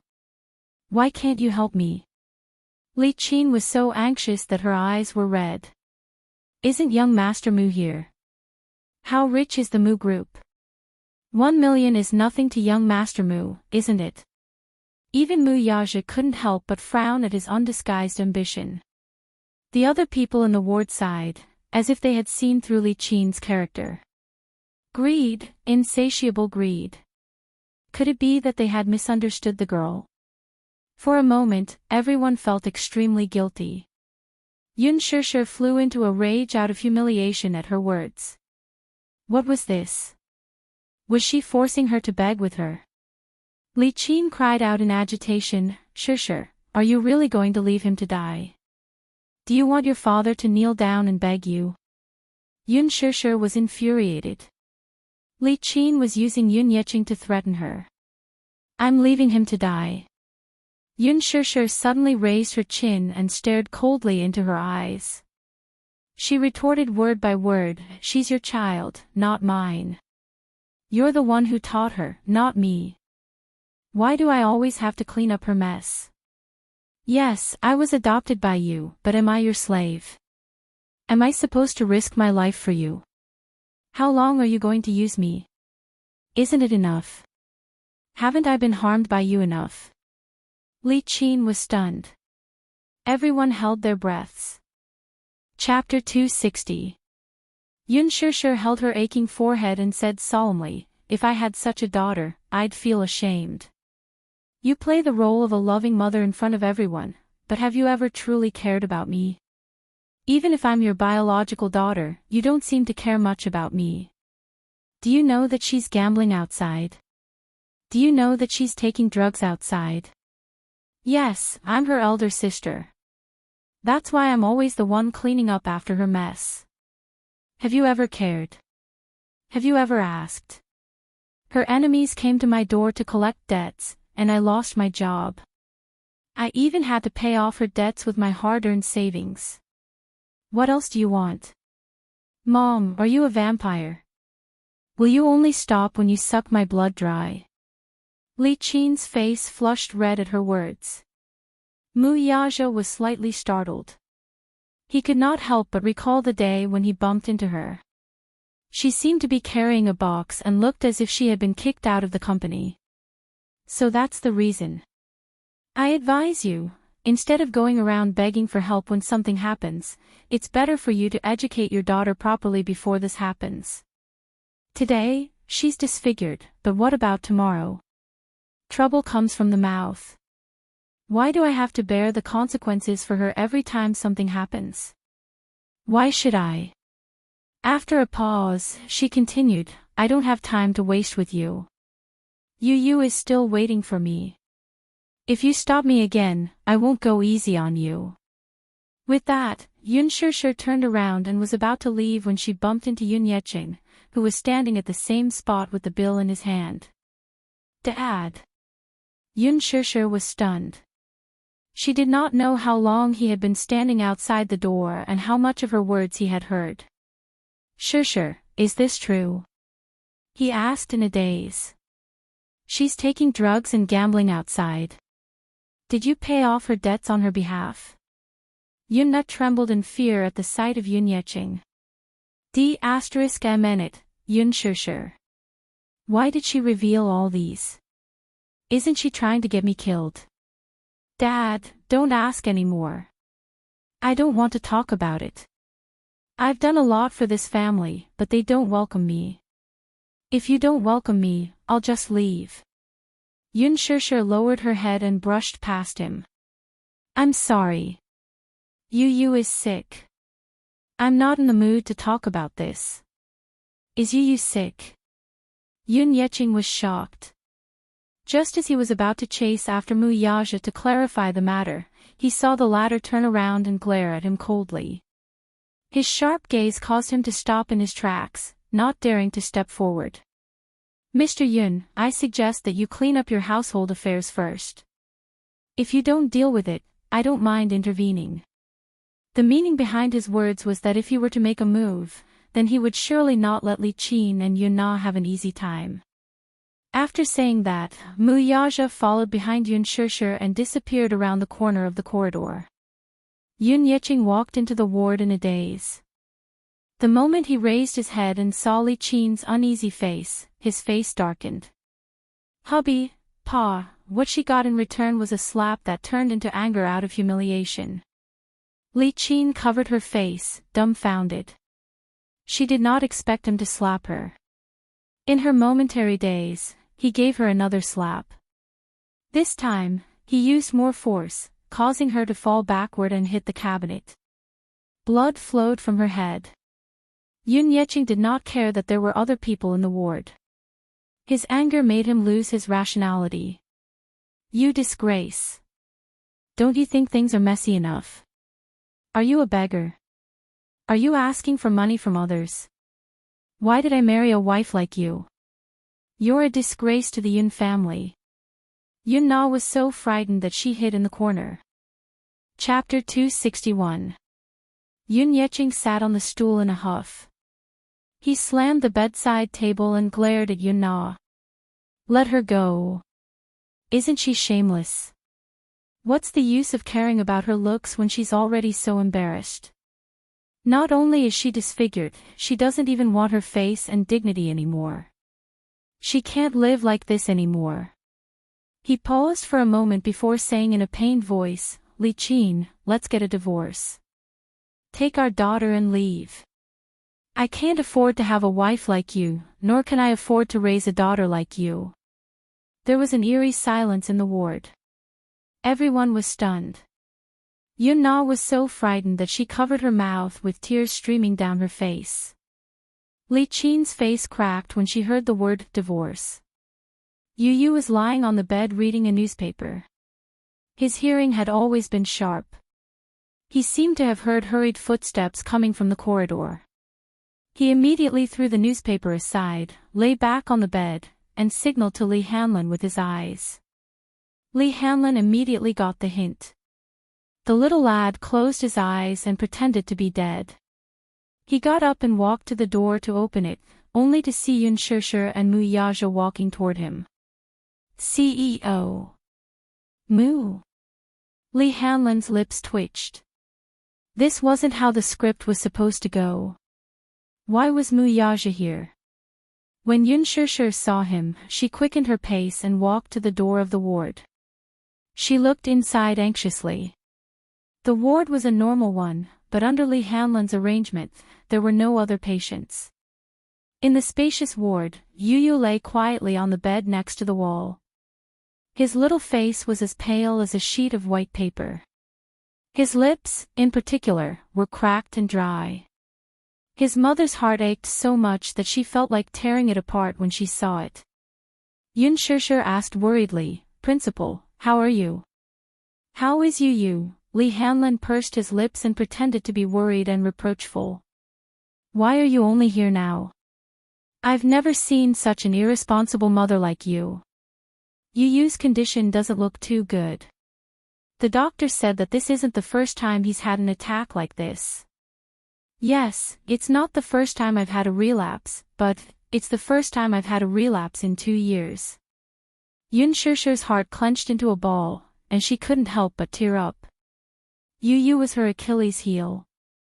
When she thought about how Yu had to go through so much pain at such a young age, she wished she could take her child's place and bear this pain. Li Hanlin nodded, pretending to be serious. Yes. If she didn't take good care of her body, the chances of her relapse would only increase. At that time, her condition would worsen and she would have to undergo surgery. But the child is so young. I'm afraid that his body won't be able to take such a big operation. Thank you. Has he not woken up yet? Lee Hanlon shook his head regretfully. Although his condition has stabilized, the little guy has not woken up yet. However, you don't have to worry. The doctor said that the condition is under control. It's not a big problem for now. Thank you. Yun Shishir thanked him and immediately walked towards the bed. Mu Yaja was about to enter the ward, but Lee Hanlon stopped him at the right time.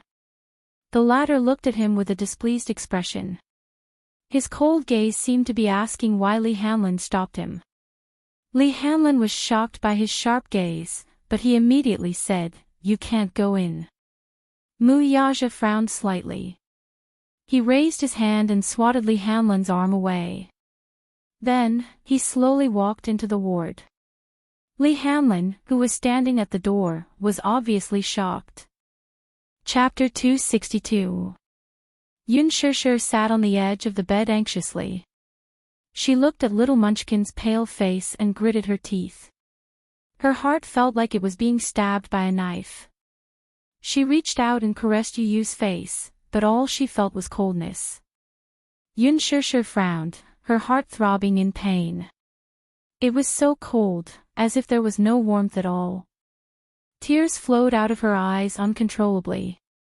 Her heart ached so much that she couldn't control herself. Yu.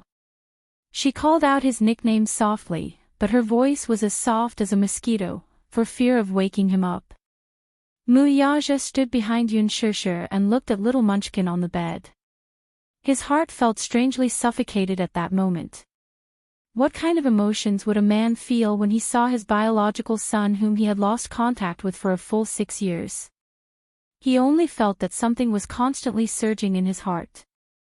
This kind of feeling was unfamiliar and warm, and it was difficult to describe with any words. It wasn't the first time he had realized that he was a father.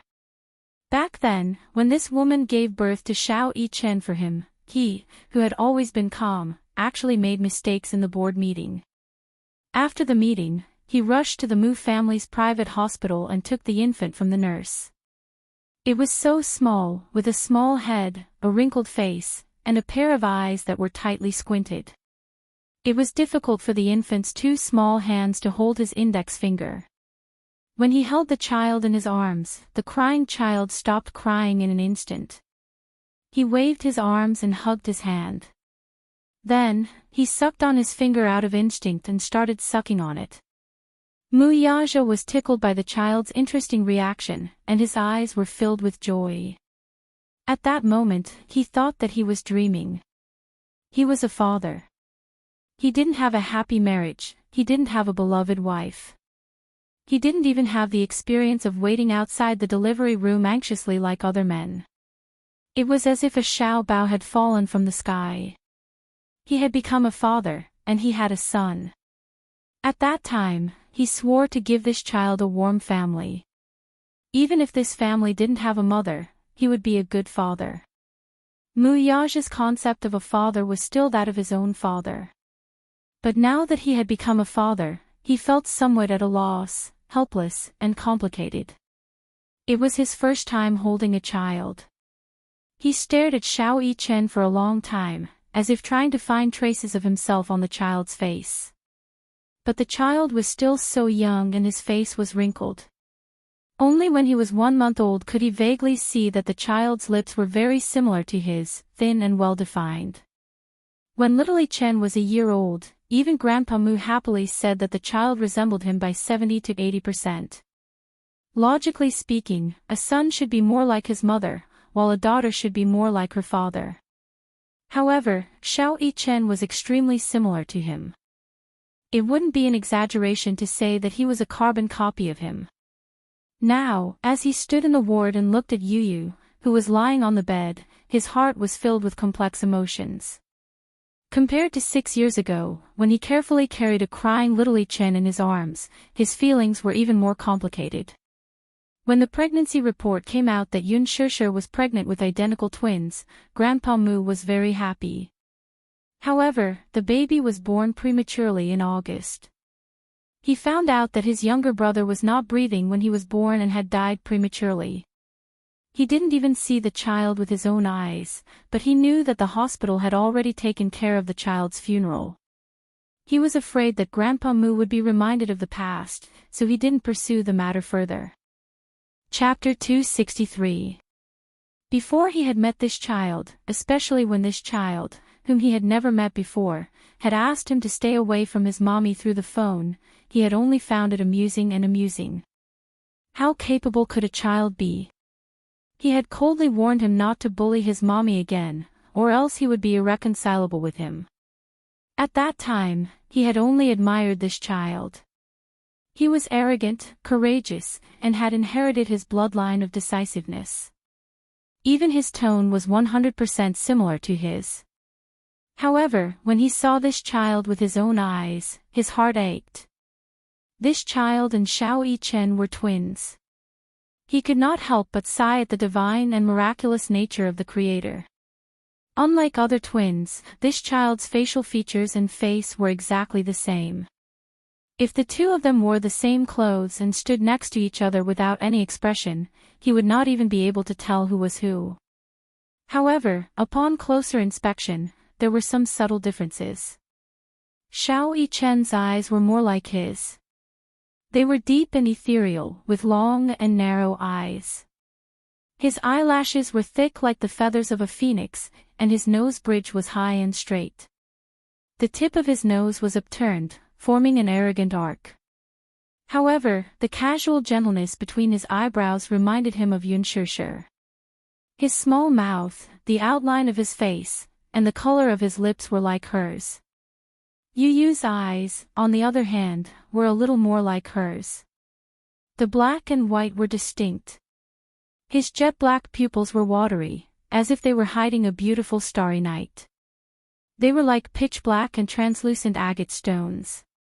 His nose bridge was high and straight like his, while his lips were pink and tender, moist, and glossy like hers. Xiao Yichen had always been well-developed, and his height had shot up very quickly.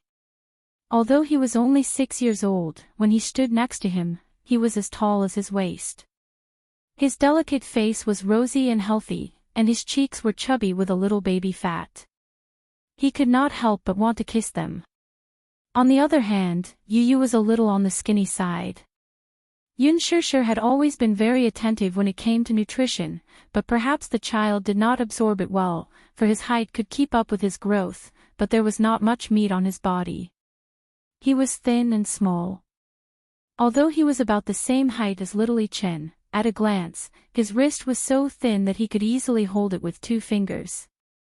Yu Yu, Yun Shishir called out to him. Yu Yu opened his eyes slightly. Seeing that he was awake, Yun Shishir was both surprised and happy. She hugged him and said sympathetically, Yu Yu, you're awake. Mommy is late.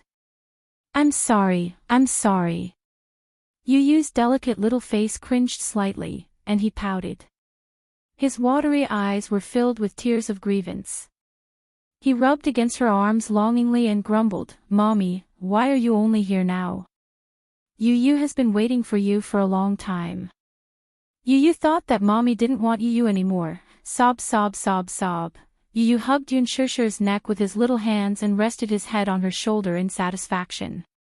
He rubbed against her like a kitten, greedily enjoying the warmth in her arms.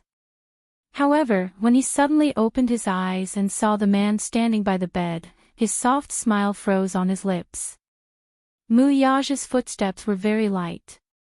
He stood at the head of the bed for a long time and quietly sized him up without making a sound. However, when Yu Yu opened his eyes and saw the man by the bed, his face turned cold and gloomy with his back facing Yun Shishir. Chapter 264. It's him. Why is he here? He had thought that his mommy had come alone. Why did she bring this man along? Yu Yu's expression tensed up. His thin lips formed a stiff line as he felt displeased. This was the first time Yun Tianyu looked at this man up close. The first time he saw his biological father was in a financial magazine. Initially, he thought that the photo had been edited. Otherwise, how could there be such a perfect man in this world? He was handsome, mature, and had an extraordinary temperament. Especially that cold and resolute face. Even though it was a cold photo, people couldn't help but be intimidated by it. The last time he saw him was at a gala. He clearly saw this man's handsome features and tall figure. It turned out that this perfect man existed in reality, too. At this moment, the father and son were facing each other. He looked at the little lad, and the latter sized him up with an appraising gaze. His eyes gradually filled with disbelief. He was an outstanding man. He was also a domineering man. He should be like him, a very possessive man. An extremely powerful aura emanated from his body. Wherever he went, the aura emanating from his body would spread to every corner. This was his biological father. When he was young, he did not have a father. When he saw other children with fathers, he was envious and confused. Why was it that when other children were a family of 3, their left hand holding mommies and right hand holding daddies, his right hand was empty? He often saw other children sitting on their father's shoulders. Every time he saw this scene, he was envious. His father was such a tall figure. It was as if, with him by his side, he had nothing to fear in this world. If there was a man of indomitable spirit in the family, he and mommy would not be looked down upon by others, much less be bullied, right?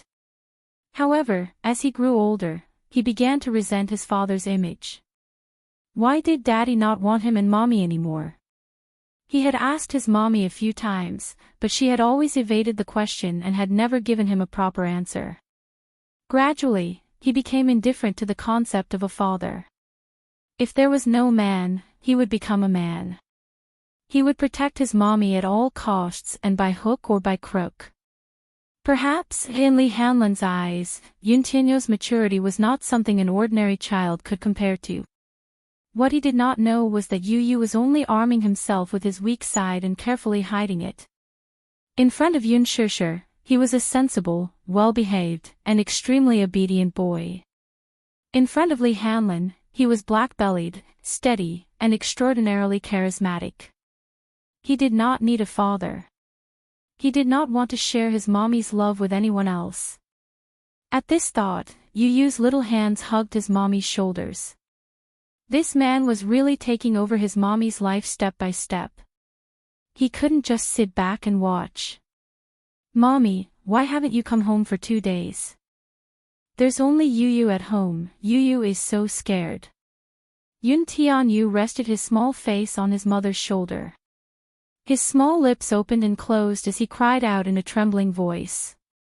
His childish voice was hoarse and choked with sobs, making anyone who heard it feel heartache. Chapter 265.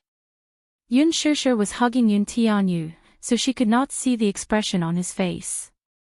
However, when she heard the little lad's tearful complaints, her heart broke. Sorry. Yu Yu, mommy is wrong. Mommy won't leave Yu Yu alone at home anymore.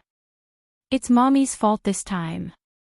Yu Yu, you can punish mommy however you want. Muyaja stood by the bed with furrowed brows. This little lad was young, but he was quite scheming. He even knew how to make use of his mommy's guilt toward him. Although he spoke coquettishly, he glared at him coldly. He could not help but marvel at his superb acting skills. Yun Tianyu raised a brow and threw a cold glance at Muyaja.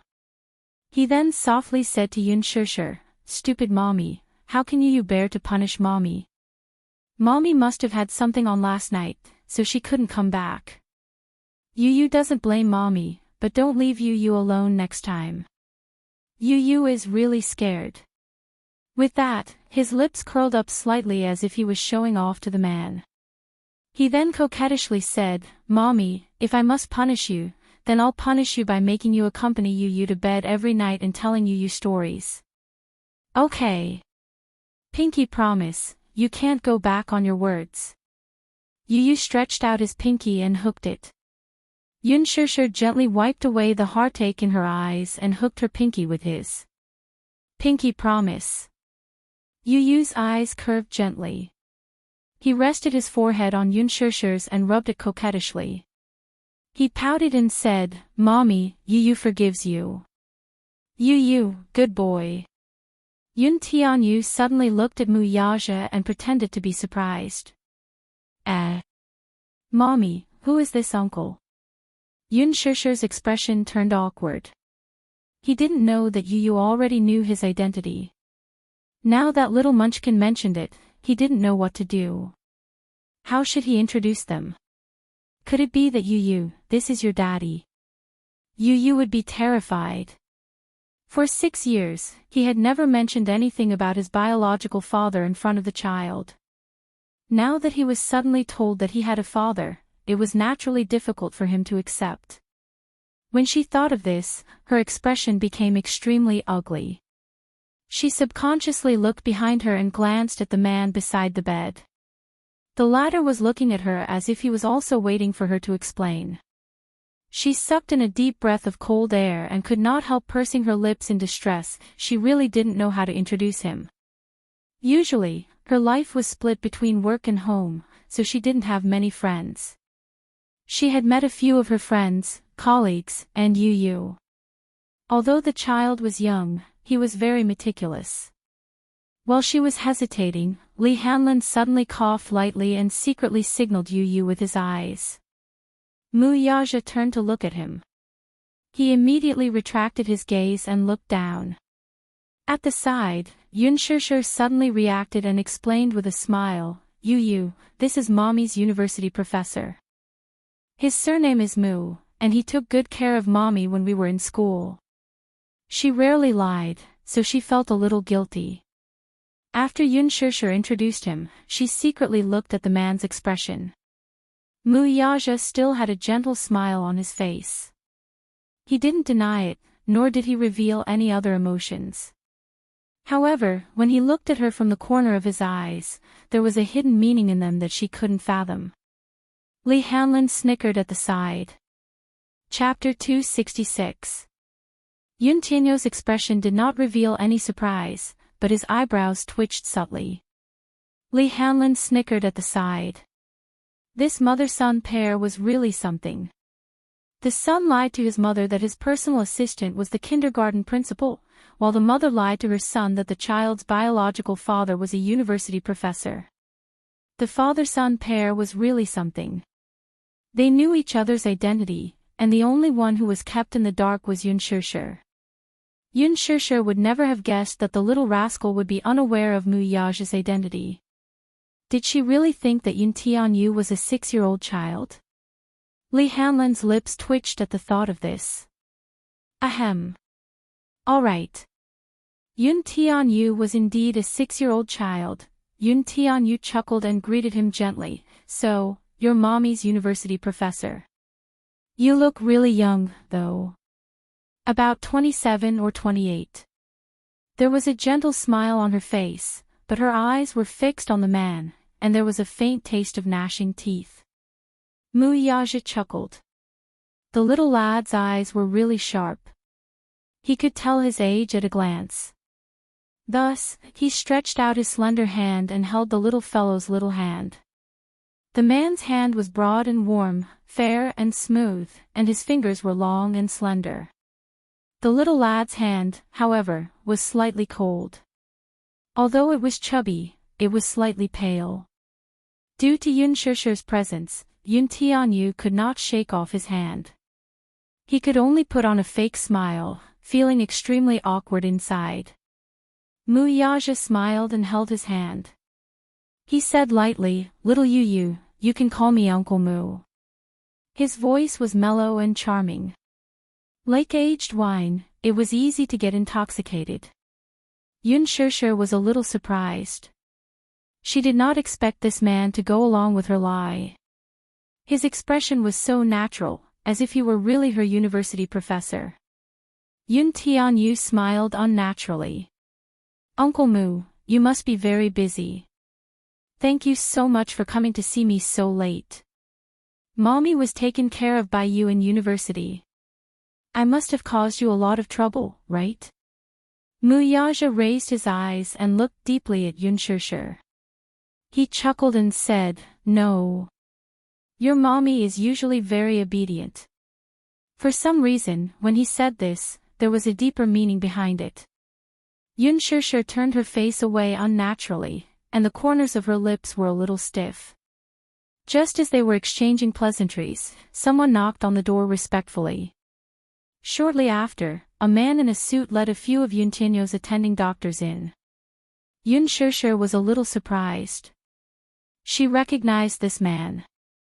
This man in a suit was the director of this hospital, Meng Qingyang. But why was he here? While he was in doubt, he saw Meng Qingyang walk to Muyaja's side with a respectful and warm smile. He had just received news that the young master of the Mu family, the young CEO of the Mu group, had appeared in his hospital. He had rushed over immediately. Although he did not know why he was suddenly here, this was a big deal. One must know that even if the sky were to collapse, this distinguished person must not be neglected. Of course, he must be treated well. One must know that in the future, he still had to rely on this big shot. Chapter 267. Meng Qingyang was dumbfounded by his words. Student. Father. Meng Qingyang glanced at Yunshishir, who was standing at the side with a stupefied expression. He pondered for a moment, and although he did not quite understand what was going on, he knew how to judge the situation. Thus, he cooperated and said, Hello, Mr. Mu. As he spoke, he sized up the beautiful woman standing at the side. For a moment, he could not figure out her identity. She looked quite obedient. Judging from her attire, she did not look like a student, but her appearance was still young and her face was unbelievably beautiful. As he thought of this, he hummed politely in agreement with his remark. Is this Mr. Mu's student? One look and I can tell that she's a talented woman. Yunshishir exchanged pleasantries with an embarrassed look on her face. The corner of Li Hanlan's mouth twitched. Everyone in the room, be it old or young, male or female, was acting. Were they all good at acting? Muyaja surveyed the ward. Narrowing his eyes, he slowly said, This ward seems a little shabby. It's not suitable for the patient to recuperate. As soon as his cold voice fell, Meng Qingyang broke out in a cold sweat. He smiled apologetically and nodded his head repeatedly.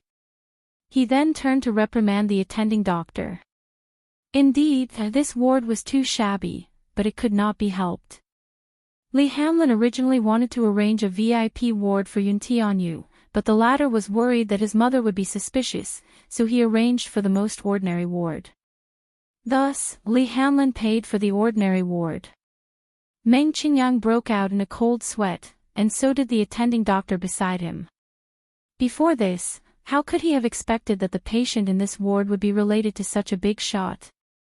If he had known earlier, not to mention the ICU ward, even the only VIP ward in the inpatient department would be vacated for him. Yes, I'll change this child's ward to the VIP ward right away. Yunshishir stared at them with her mouth agape. In her memory, this attending doctor was quite unreasonable and treated people coldly.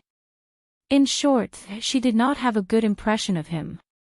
However, when they saw the hospital director and several attending doctors beside him, who were usually serious in speech and manner, bowing in front of Muyaja, they could not help but secretly click their tongues. After exchanging some pleasantries, Meng Qingyang walked out of the ward. Meng Qingyang's eyebrows relaxed and his face relaxed. He secretly heaved a sigh of relief. After walking a little further, he turned around and asked Zhao Rui behind him, Zhao Rui, let me ask you, who is the patient in that ward? Background. Zhao Rui was confused. Nothing special. He's just an ordinary patient. Take special care of him in the future. Vacate that intensive care unit and let him stay there. Send me the best specialist and nutritionist. There can't be the slightest bit of negligence. Then, he instructed meticulously, if the patient has any requests, as long as they are not too demanding, try your best to satisfy them. Why? Zhao Rui was puzzled. Meng Qingyang asked, do you know who the man sitting by the bed in the ward is? Zhao Rui shook his head in confusion. Ha! Anyway, he has a big background. Not to mention you, even I have to look at his face for a living. Chapter 268. Just thinking about it scared him. Anyway, Meng Qingyang left with a peace of mind after giving him detailed instructions. Zhao Rui did not know the inside story, but as a doctor, his duty was to take care of people's problems. This was his job, so he would not neglect it. After sitting in the ward for a while, Yu suddenly looked up at Yun Shishir and said coquettishly, Mommy, Yu is hungry. It's empty. Is it growling? As he spoke, he pouted and silently flattened his little belly. His pair of innocent eyes blinked at her, looking very aggrieved. Yun Shishir immediately asked gently, Yu, what do you want to eat? Mommy will go to the supermarket to buy it for you. There were many 24-hour convenience stores and cake shops near the hospital. It was very convenient to cross the road. But it's so late. Yu is really worried. Suddenly, his eyes lit up. He clasped his hands together and said softly to Li Hanlin, Principal, why don't you accompany my mommy? Li Hanlin immediately understood and nodded. Yun Shishir was a little embarrassed and declined, No, thank you. Yu, it's so late now. Why don't you let the principal go home early? It's okay. The principal has always been very kind. Mommy, you're so weak. What if a bad uncle kidnaps you in the middle of the night? Principal Li is very powerful. He can protect you. Yeah, it's not too late anyway. I'll accompany you to buy things, send you upstairs, and go home. Don't worry about it. I like Yu very much. I already treat him as my own son.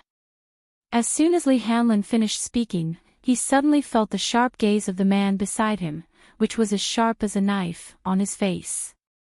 Mu Yazhou looked up and fixed his cold eyes on him. There was a hint of displeasure in his expression. It was as if he was questioning his words. Treat him as your own son. If looks could kill, he would have been cut into pieces. Li Hanlin took out a handkerchief and wiped off the cold sweat on his forehead. This father and son were so alike. The little one's aura was already intimidating enough, the bigger one's legs would turn to jelly with just one look. At that moment, the atmosphere in the ward was a little strange. Mu Yazhou, Little Munchkin, and Li Hanlin exchanged glances. Yun Shishir did not notice anything unusual about the three of them.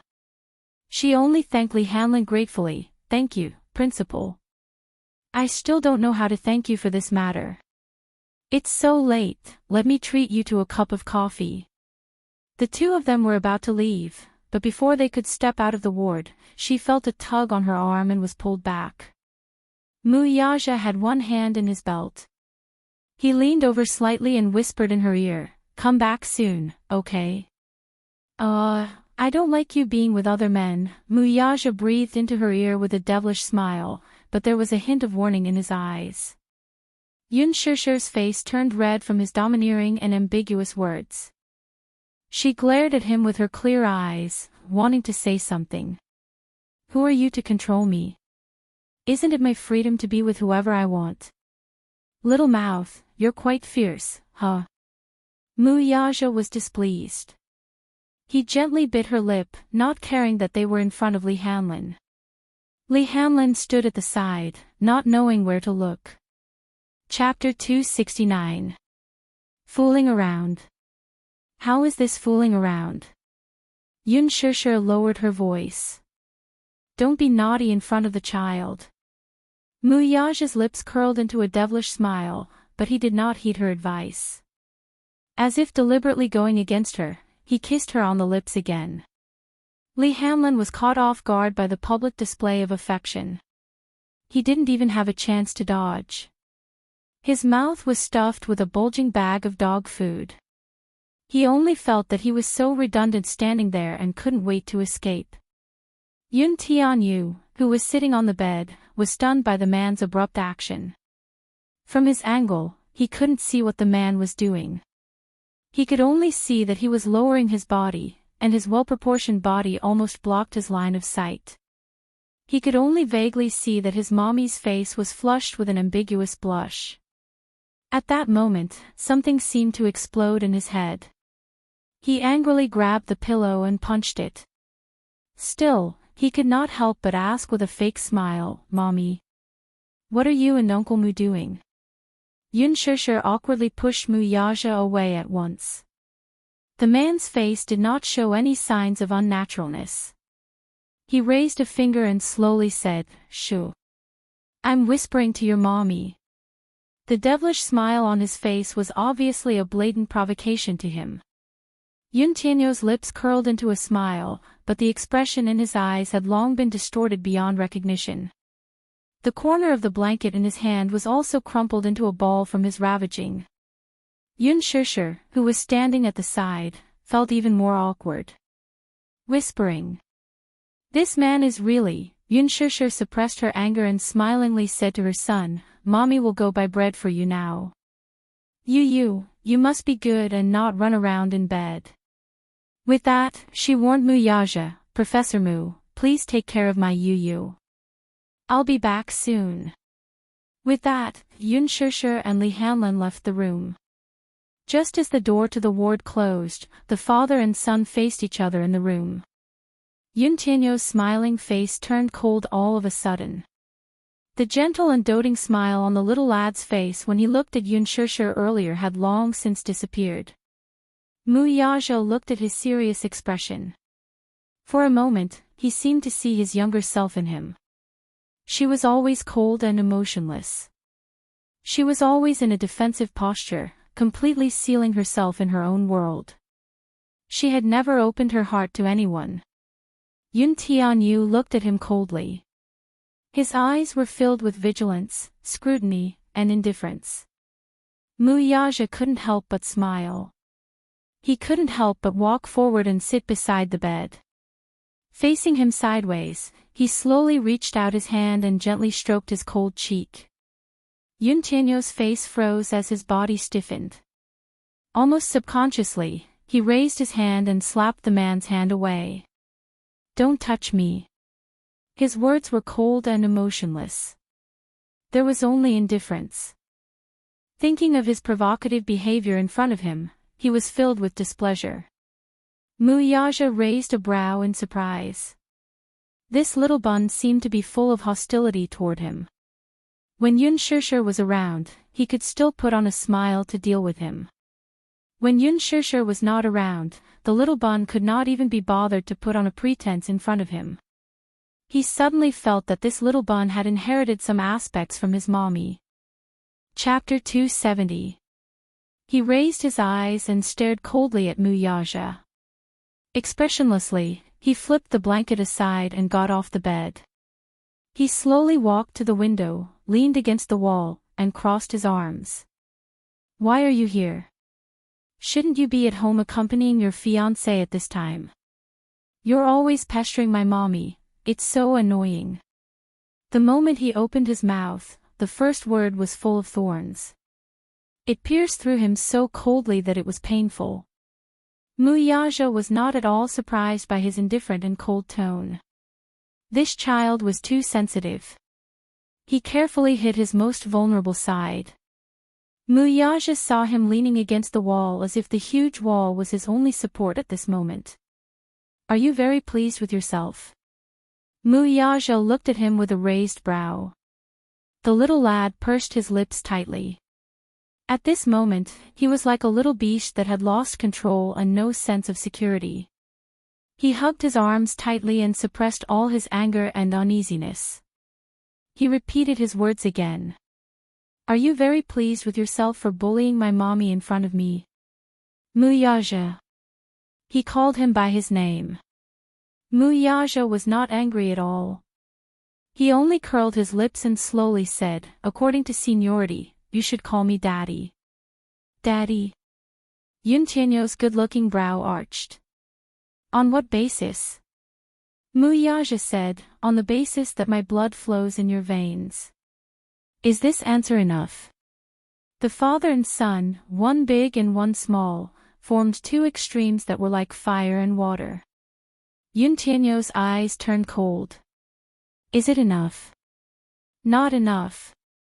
He suddenly raised his arrogant chin and stared straight at the man's handsome face. His tender voice revealed a firmness that could not be ignored. Do you think that just because we are related by blood, I should call you Daddy? I'm 6 this year. 6 years old. Have we met in the past 6 years? Have you ever fulfilled your responsibility as a father?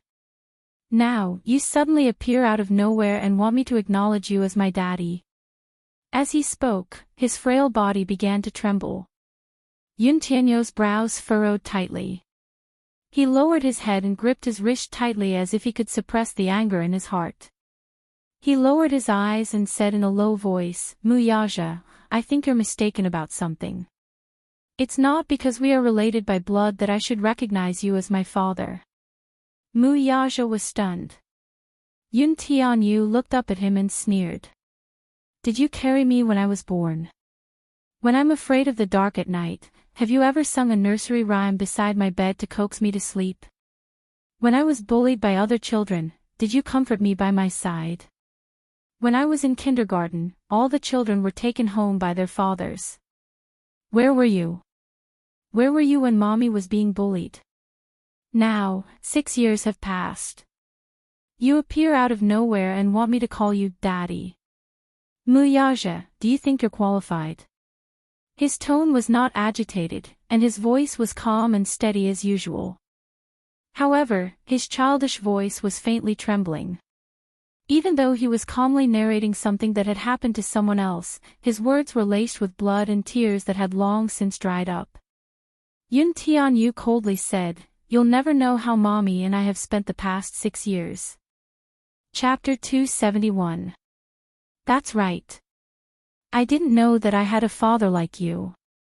Yun Tianyu continued solemnly, "When I first saw you in the magazine, I honestly felt agitated, wronged, and regretful." After a pause, the little lad raised his head and his lips curled into a mournful smile. "What I'm excited about is that I actually have a biological daddy. Moreover, the man who gave birth to me is so outstanding and outstanding. I was aggrieved because where were you for the past 6 years? Regretfully, no matter how outstanding you are, I can't entrust mommy to you." Muyaja's brows knitted tightly together. The little lad's accusation made his heart clench and almost suffocate him.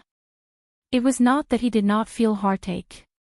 His heart ached so much that it felt as if a heavy rock was pressing down on it, making it hard for him to breathe. Initially, he was a little surprised by his son's intelligence, but more than that, he was astonished. He and Xiao Yichen were twins, but unlike Xiao Yichen, this child was more mature and steady. This level of maturity was not something that someone his age should have. 6 years old was the most innocent age in a child's life. Children at this age were more likely to enjoy the innocence and beauty of childhood. He, however, bore a burden that children his age should not bear. This maturity was only natural, though. Little Yichen had been doted on ever since he was born. With him as the center, Mu Xing's love, as well as his doting, had never stopped revolving.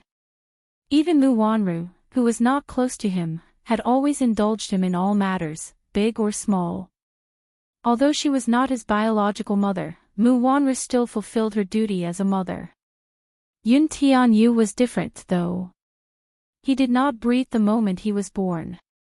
There were only weak signs of life, and he almost lost his life. Relying on his innate survival instinct, he let out a weak cry and came into this world. However, he did not have Xiao Yichen's health and liveliness from birth. Before he was 2 years old, he had experienced physical torture and pain. Gradually, he realized that his body was not as healthy as other children. He also realized that he was different from other children. When he returned home, he was already used to Li Qin and Yun Na's sarcasm, ostracism, and unbearable humiliation. His childhood without a father was accompanied by bullying and humiliation, but he was never willing to mention it to Yun Shishir. Because of this, his mature personality was formed. Yun Tianyu clenched his fists tightly. Suddenly, he relaxed them and his voice returned to its usual coldness. Since I was born, I only have a mommy and no daddy. I didn't have one before, and I won't have one in the future. Mu Yaja asked. Biting his lower lip hard, he coldly spat out, "That's because I don't need it." His voice fell, but there was a long silence. Until he spoke again. "I like you very much." Yun Tianyu, his body stiffened, his shoulders trembled. He asked gently, "Don't you like me?"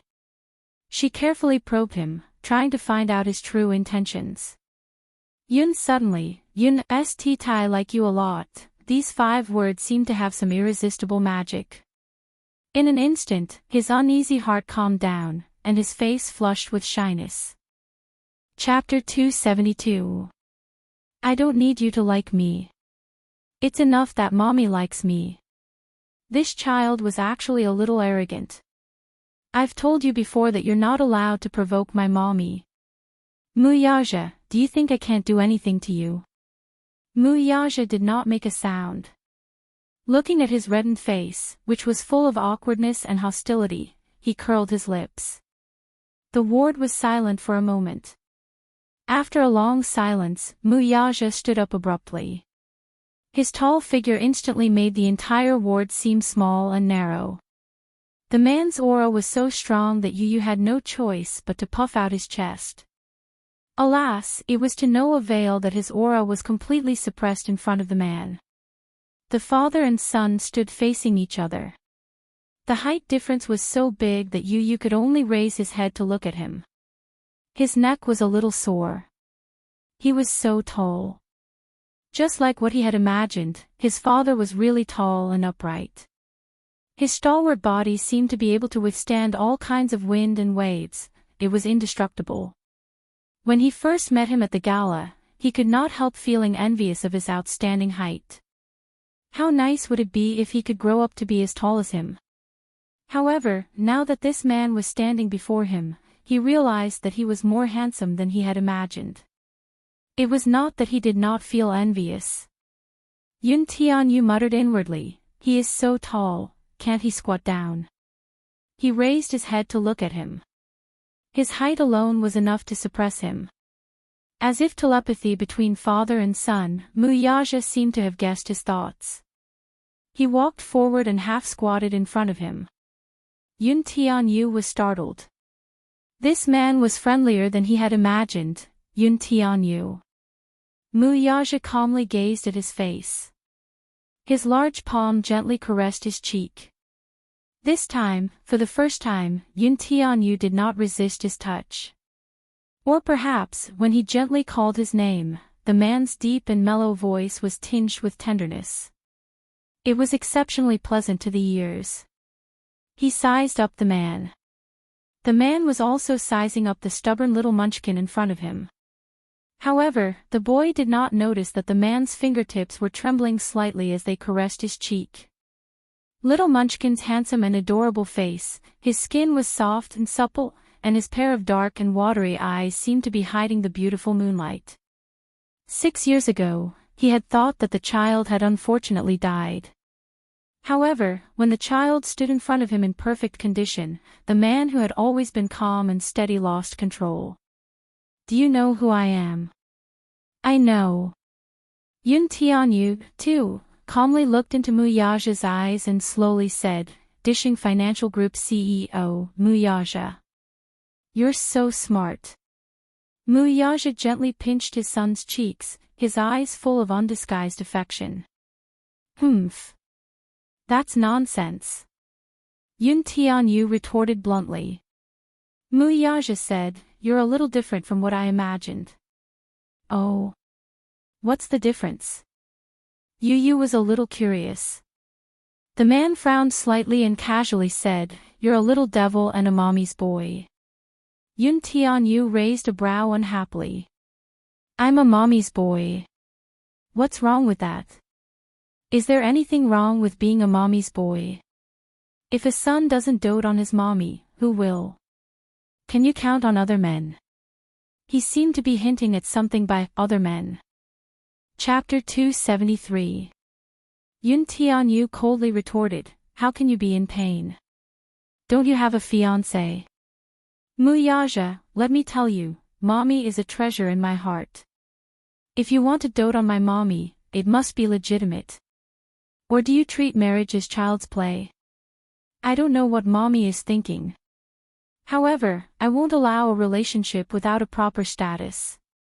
The little guy was still young, yet he knew that he needed a proper status. "Do you think that mommy is a woman you can toy with as you wish?" Yun Tianyu arrogantly crossed his arms, his eyes cold. "As long as I, Yun Tianyu, am around, no one can bully my mommy. You can try if you dare."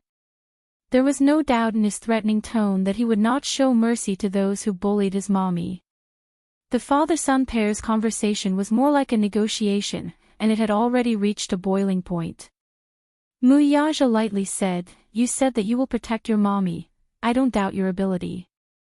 However, have you ever thought that when you grow up and get married and have children, your mommy will be all alone again? Can you bear to do that?" Yun Tianyu firmly said, "I won't get married and have children. I will accompany my mommy until she grows old. I will stay by her side and never leave her."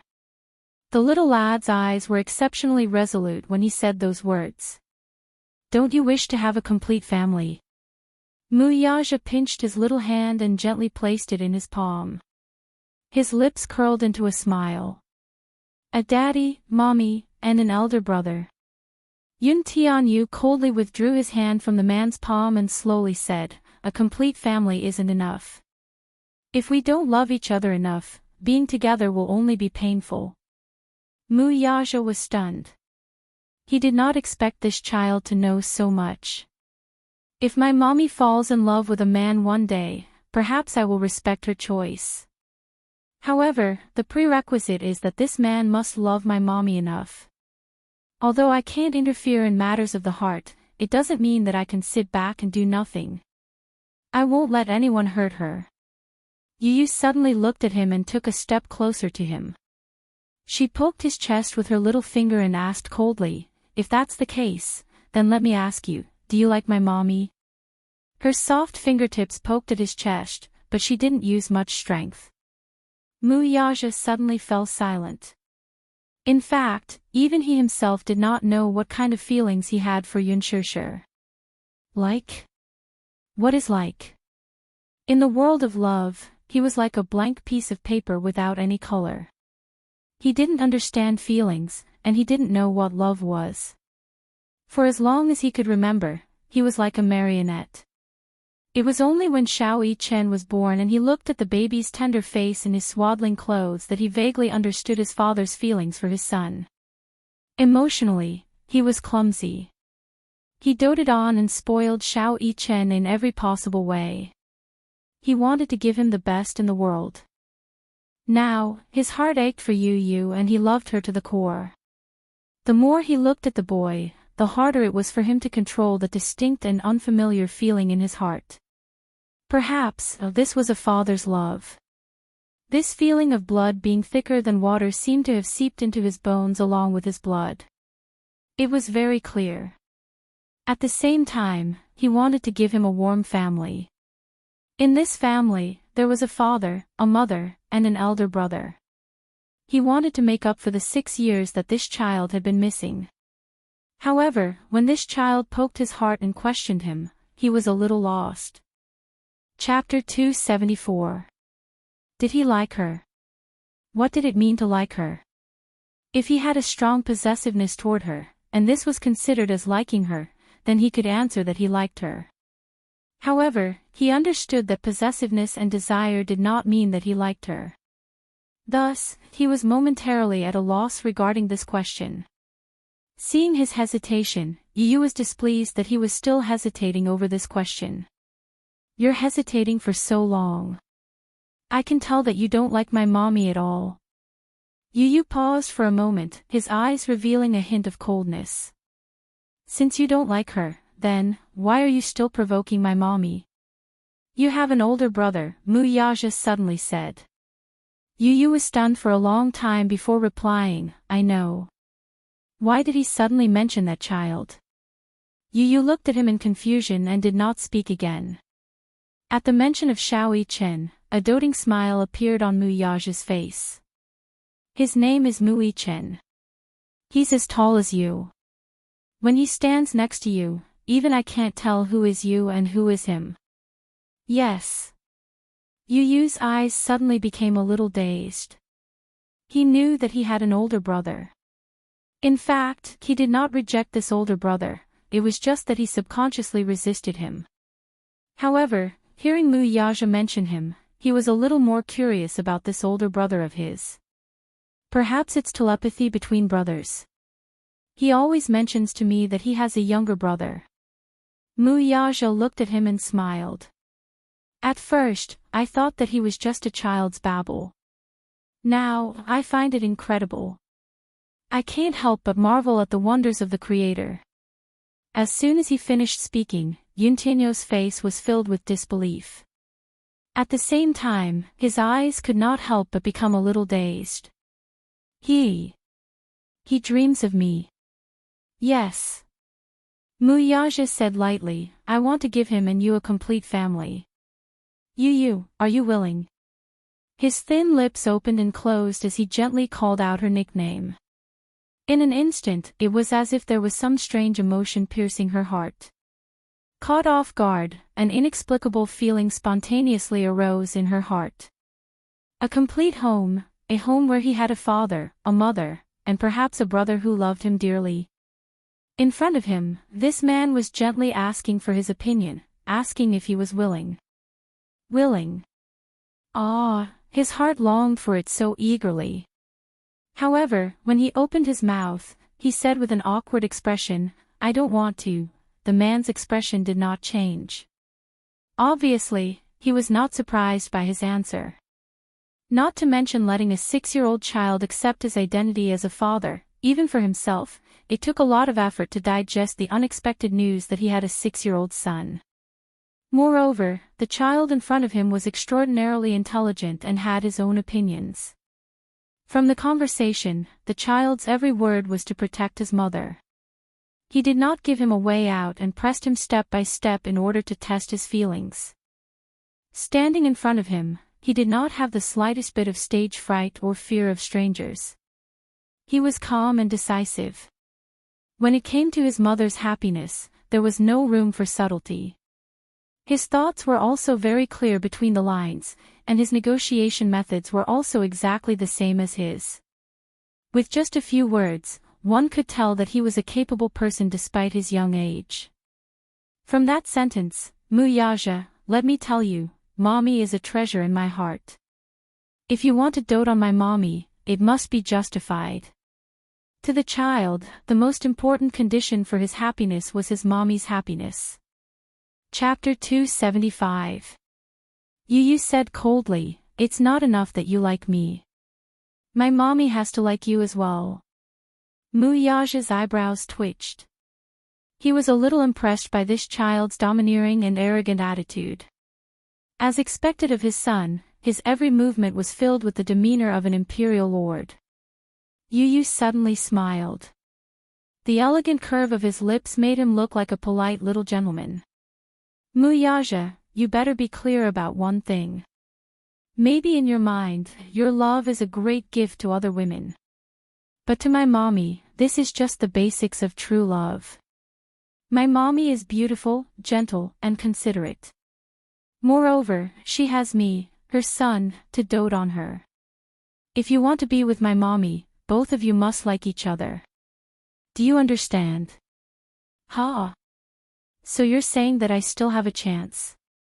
Mu Yaja asked. Yu Yu glanced at him from the corner of his eyes and snorted. Yes, it depends on your performance. Then now. Muyaja suddenly opened his palms and looked at his delicate and beautiful face gently. He asked softly, "Can I hug you?" His gentle and mellow male voice was filled with the love of a loving father. Yu Yu's heart suddenly stopped. His watery eyes widened slightly and his heartbeat slowed down. Thump, thump. Seeing that he was hesitating, Muyaja nodded and waited for his response. Hug. Yu Yu hesitantly stuck out the tip of his small tongue and moistened his dry lips. He looked at Muyaja's broad and warm chest with a faint desire in his eyes. No child could resist their father's warm hug. Little Yu Yu was the same. His eyes suddenly felt a little sour and astringent. In his heart, he was a little excited and yearning. When he was young, after kindergarten, he would see children his age running into their father's arms and being hugged by those strong arms. Those images always hurt his eyes. Mommy's hug was soft, but Mommy was too weak. When she hugged him, it was always a little uncomfortable. If he could be hugged by Daddy, it would be very blissful. Strong arms, warm chest, and strong heartbeat. Sitting on his shoulders, he felt as if he could touch the sky if he reached out. That feeling must be very blissful, right? With a little yearning, Yu Yu could not help but reach out his hand. It was as if his entire body was enchanted with some kind of irresistible magic, and he yearned for his chest. Muyaja's eyes were warm as he held onto his little hand. Yu Yu was Yu Yu's hands. His hands were small hands. Hands should be soft and tender. Although her small hands were small, her 5 fingers were slender and smooth. Her fingernails were clean, and her joints were distinct. They were very beautiful, just like his hands. They were soft in his hands. With a gentle squeeze, he easily wrapped his hands in his palms. Muyaja realized that he liked this son of his very much. He was smart, sensible, considerate, and overly mature. One could not help but feel tender affection for him. Yu Yu suddenly shrank back. His expression was a little awkward. Looking at him, his cheeks were red and a little hot. As if he was afraid that the man would misunderstand, he immediately emphasized his position. I'm letting you hug me because of Mommy. Muyaja paused for a moment and smiled. Okay. Chapter 276.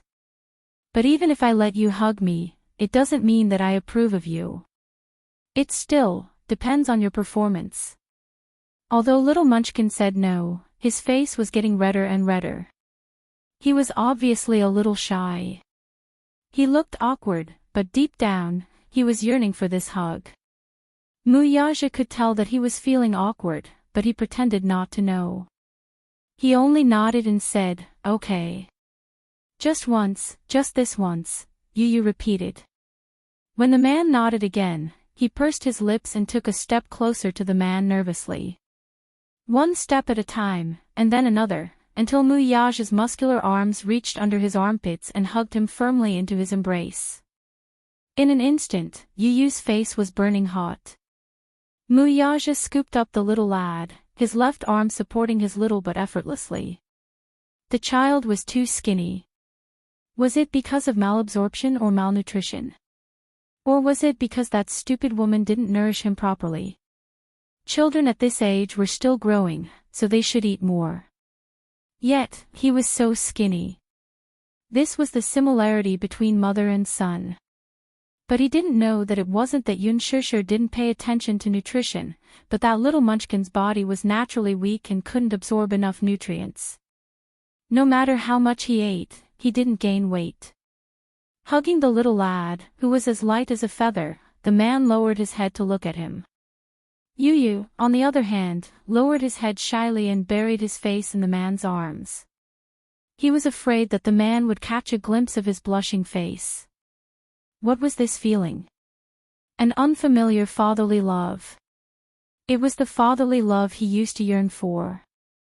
His strong arms seemed to be able to hold up the sky. His warm chest seemed to be able to melt the coldest snow in winter. Yu carefully placed his head on his chest. What responded to him was a strong heartbeat. The tip of his nose suddenly felt sour, and a faint blush appeared on it. Unknowingly, his thick eyelashes had become wet.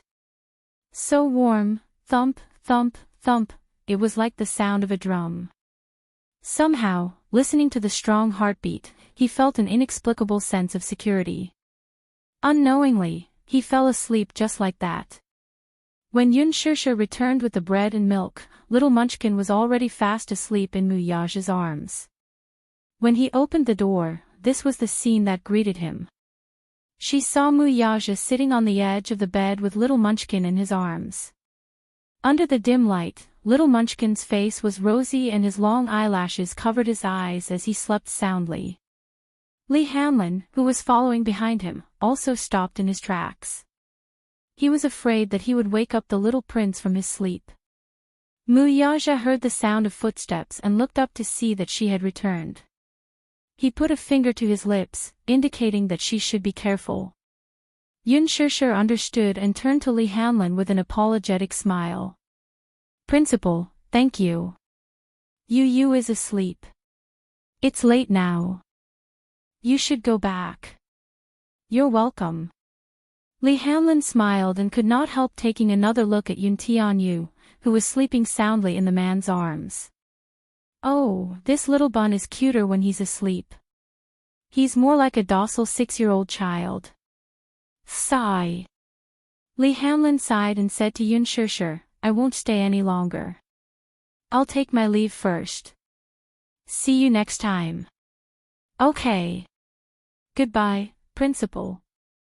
She closed the door and the ward regained its silence. Chapter 277. Yun Shirsha placed the items on the bedside table and sat down beside him. For a moment, both of them were silent. Initially, when she saw the man carrying the child with such a gentle expression, her heart fluttered. However, she couldn't help but feel worried. Would this man change his mind after seeing the child? Would he bring the child back to the Mu family? Although this man had tacitly agreed that she could keep the child by her side, he had never said that he would give up the child's custody. The wealthy had always placed great importance on passing down the family line. After all, this child was his flesh and blood. Even if he agreed, would the Mu family behind him agree to it?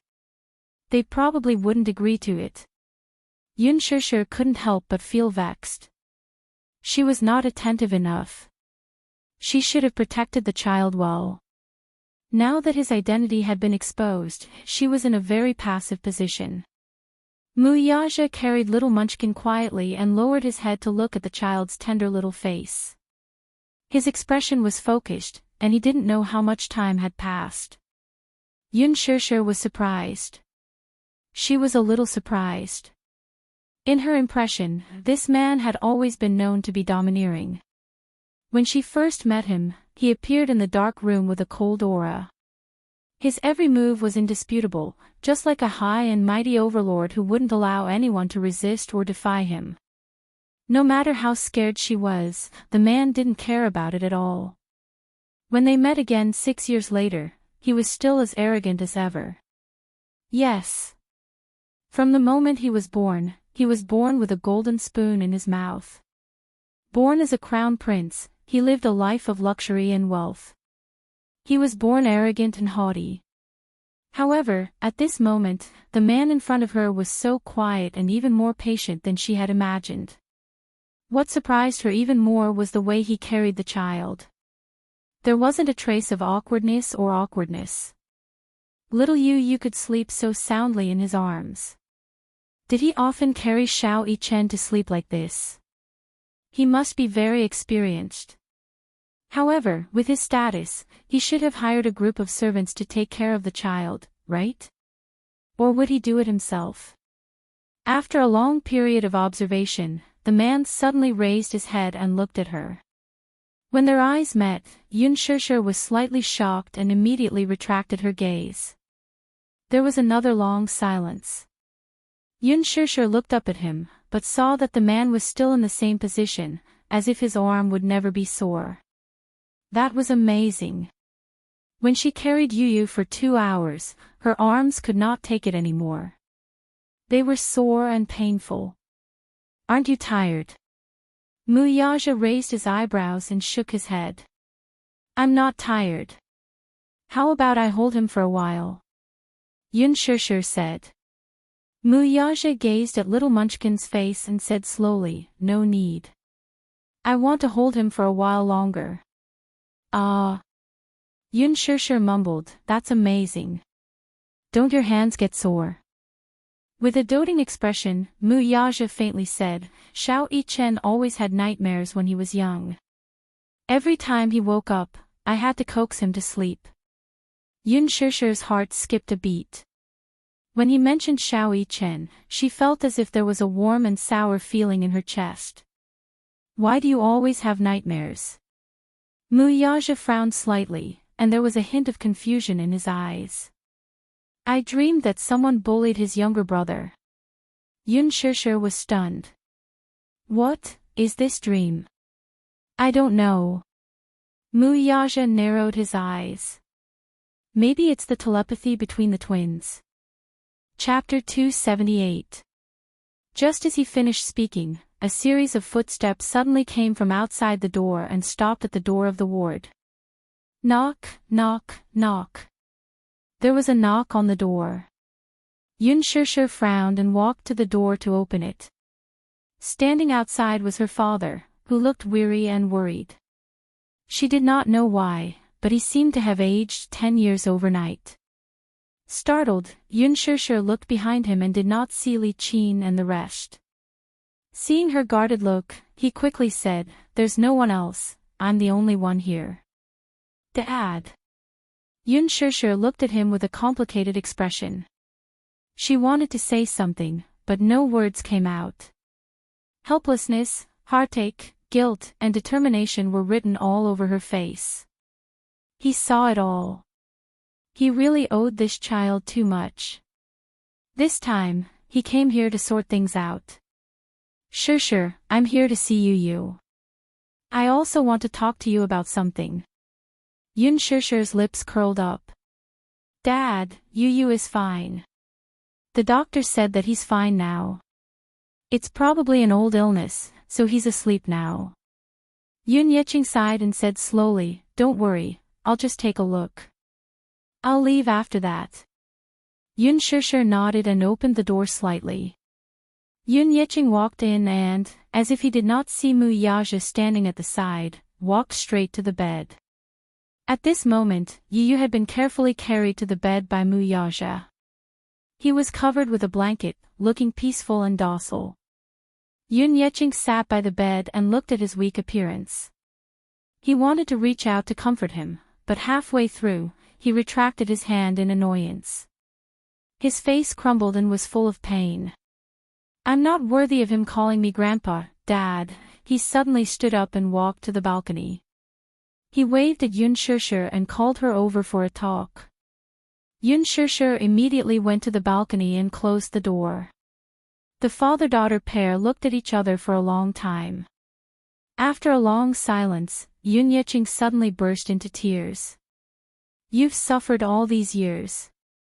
It's father's fault for not being able to protect you and letting you suffer so much. As soon as he finished speaking, Yun Shishir's eyes immediately turned red. No one could understand the complicated feelings in her heart at this moment. All these years, Yun Yeqing had always treated her like his own daughter. Even though Li Qin and Yunna had never accepted her, at least he had fulfilled his responsibility as a father when it came to her food and clothing, no matter how big or small, at least. They were not related by blood. More than a decade ago, Yun Yeqing had become infertile due to his illness.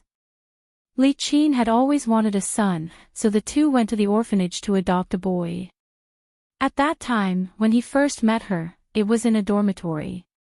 Yun Yeqing stood by the window and looked at Yun Shishir, who was only 9 years old at that time. She hugged her body and curled up in the corner of the room, trembling. Her eyes were lifeless and her face was ashen. Taking a closer look at her body, it was covered with wounds. His face was green and purple, and his mental state was very poor. For some reason, Yun Yiqing felt a throbbing pain in his heart. This child, be it her facial features or temperament, was very beautiful and pleasant. She looked like a very obedient child with beautiful eyes. However, for some reason, she was the only one in the empty dormitory, hugging her knees and trembling in fear while the other children were playing outside. She must have been bullied by many children, right? Chapter 279. The teacher behind her looked embarrassed. Back then, Yun Yiqing had a successful career and had some prestige in the area. The teacher kindly reminded him, "Mr. Yun, have you taken a liking to this child? None of the teachers or children in the orphanage likes her. She seems to be a little autistic and has some mental issues. She doesn't like to talk and always has a gloomy face. She looks unlucky. Besides, she stole from another girl before, so the children ostracize her." Stole. Li Qin frowned and immediately said, "She can't steal, how can she have such a bad habit? Yiqing, don't waste time. Let's go see the other children, don't talk." Yun Yiqing stopped her and said to the teacher in dissatisfaction, "Man is born kind. The child is so young and hasn't formed a good sense of honor and disgrace. Even if she made a mistake, as a teacher, shouldn't you guide her on the right path? Look at her, she's been bullied to this extent. You say that she has some mental issues, how can she not have any? The children around her are bullying her, and the teachers don't care. What can a child like her do?" The teacher was embarrassed by his righteous words and then led Yun Shishir out. Standing in front of Yun Yiqing and looking at the man's incomparably kind face, Yun Shishir was so scared that she shrank into a corner with her lips trembling. "I'm not a thief. I'm not a thief. Don't arrest me." Yun Yiqing did not know why, but his heart felt like it was being stabbed by a knife. Even though he knew very well that he was not related to this child by blood, his heart ached so much that he almost could not breathe when he saw her fragile state. Hence, despite Li Qin's repeated objections, he still decided to adopt her. Thinking back, Yun Shishir was still grateful to him. If not for Yun Yiqing's redemption and giving her a second life, she did not even know what would have happened to her during that dark childhood. No matter how Li Qin and Yun Na treated her, she had always been grateful to Yun Yiqing. He was silent for a long time before he slowly said, "I've decided to divorce her. We'll go and get the divorce done tomorrow." The her he was referring to was naturally Li Qin. Yun Shishir was surprised to hear that. Divorce? Was her father going to divorce Li Qin? Yun Shishir tried to talk him out of it, while her husband only looked at her quietly. After a while, she decided to tell him what was on her mind. "Dad, I support your decision. It's wise to divorce her. I know. I know. When it comes to marriage, we can only persuade them to reconcile, not to divorce. But Li Qin is too greedy. You'll only be a burden if you stay with her. Dad, why do you have to tire yourself out? It doesn't matter if I'm tired or not. I'm already so old. For a man of his age, he would make do if he could. Half of his body was already in the soil. If he were to get a divorce at this time, it would be unpleasant for anyone to hear about it. It was inevitable that people would gossip about it. But in the end, he couldn't bear to implicate his daughter. You, on the other hand, I feel the most guilty towards you. I even found out that she was the one who forced you to do what you did 6 years ago. I'm such a bastard." As he spoke, he stomped his feet and slapped himself hard.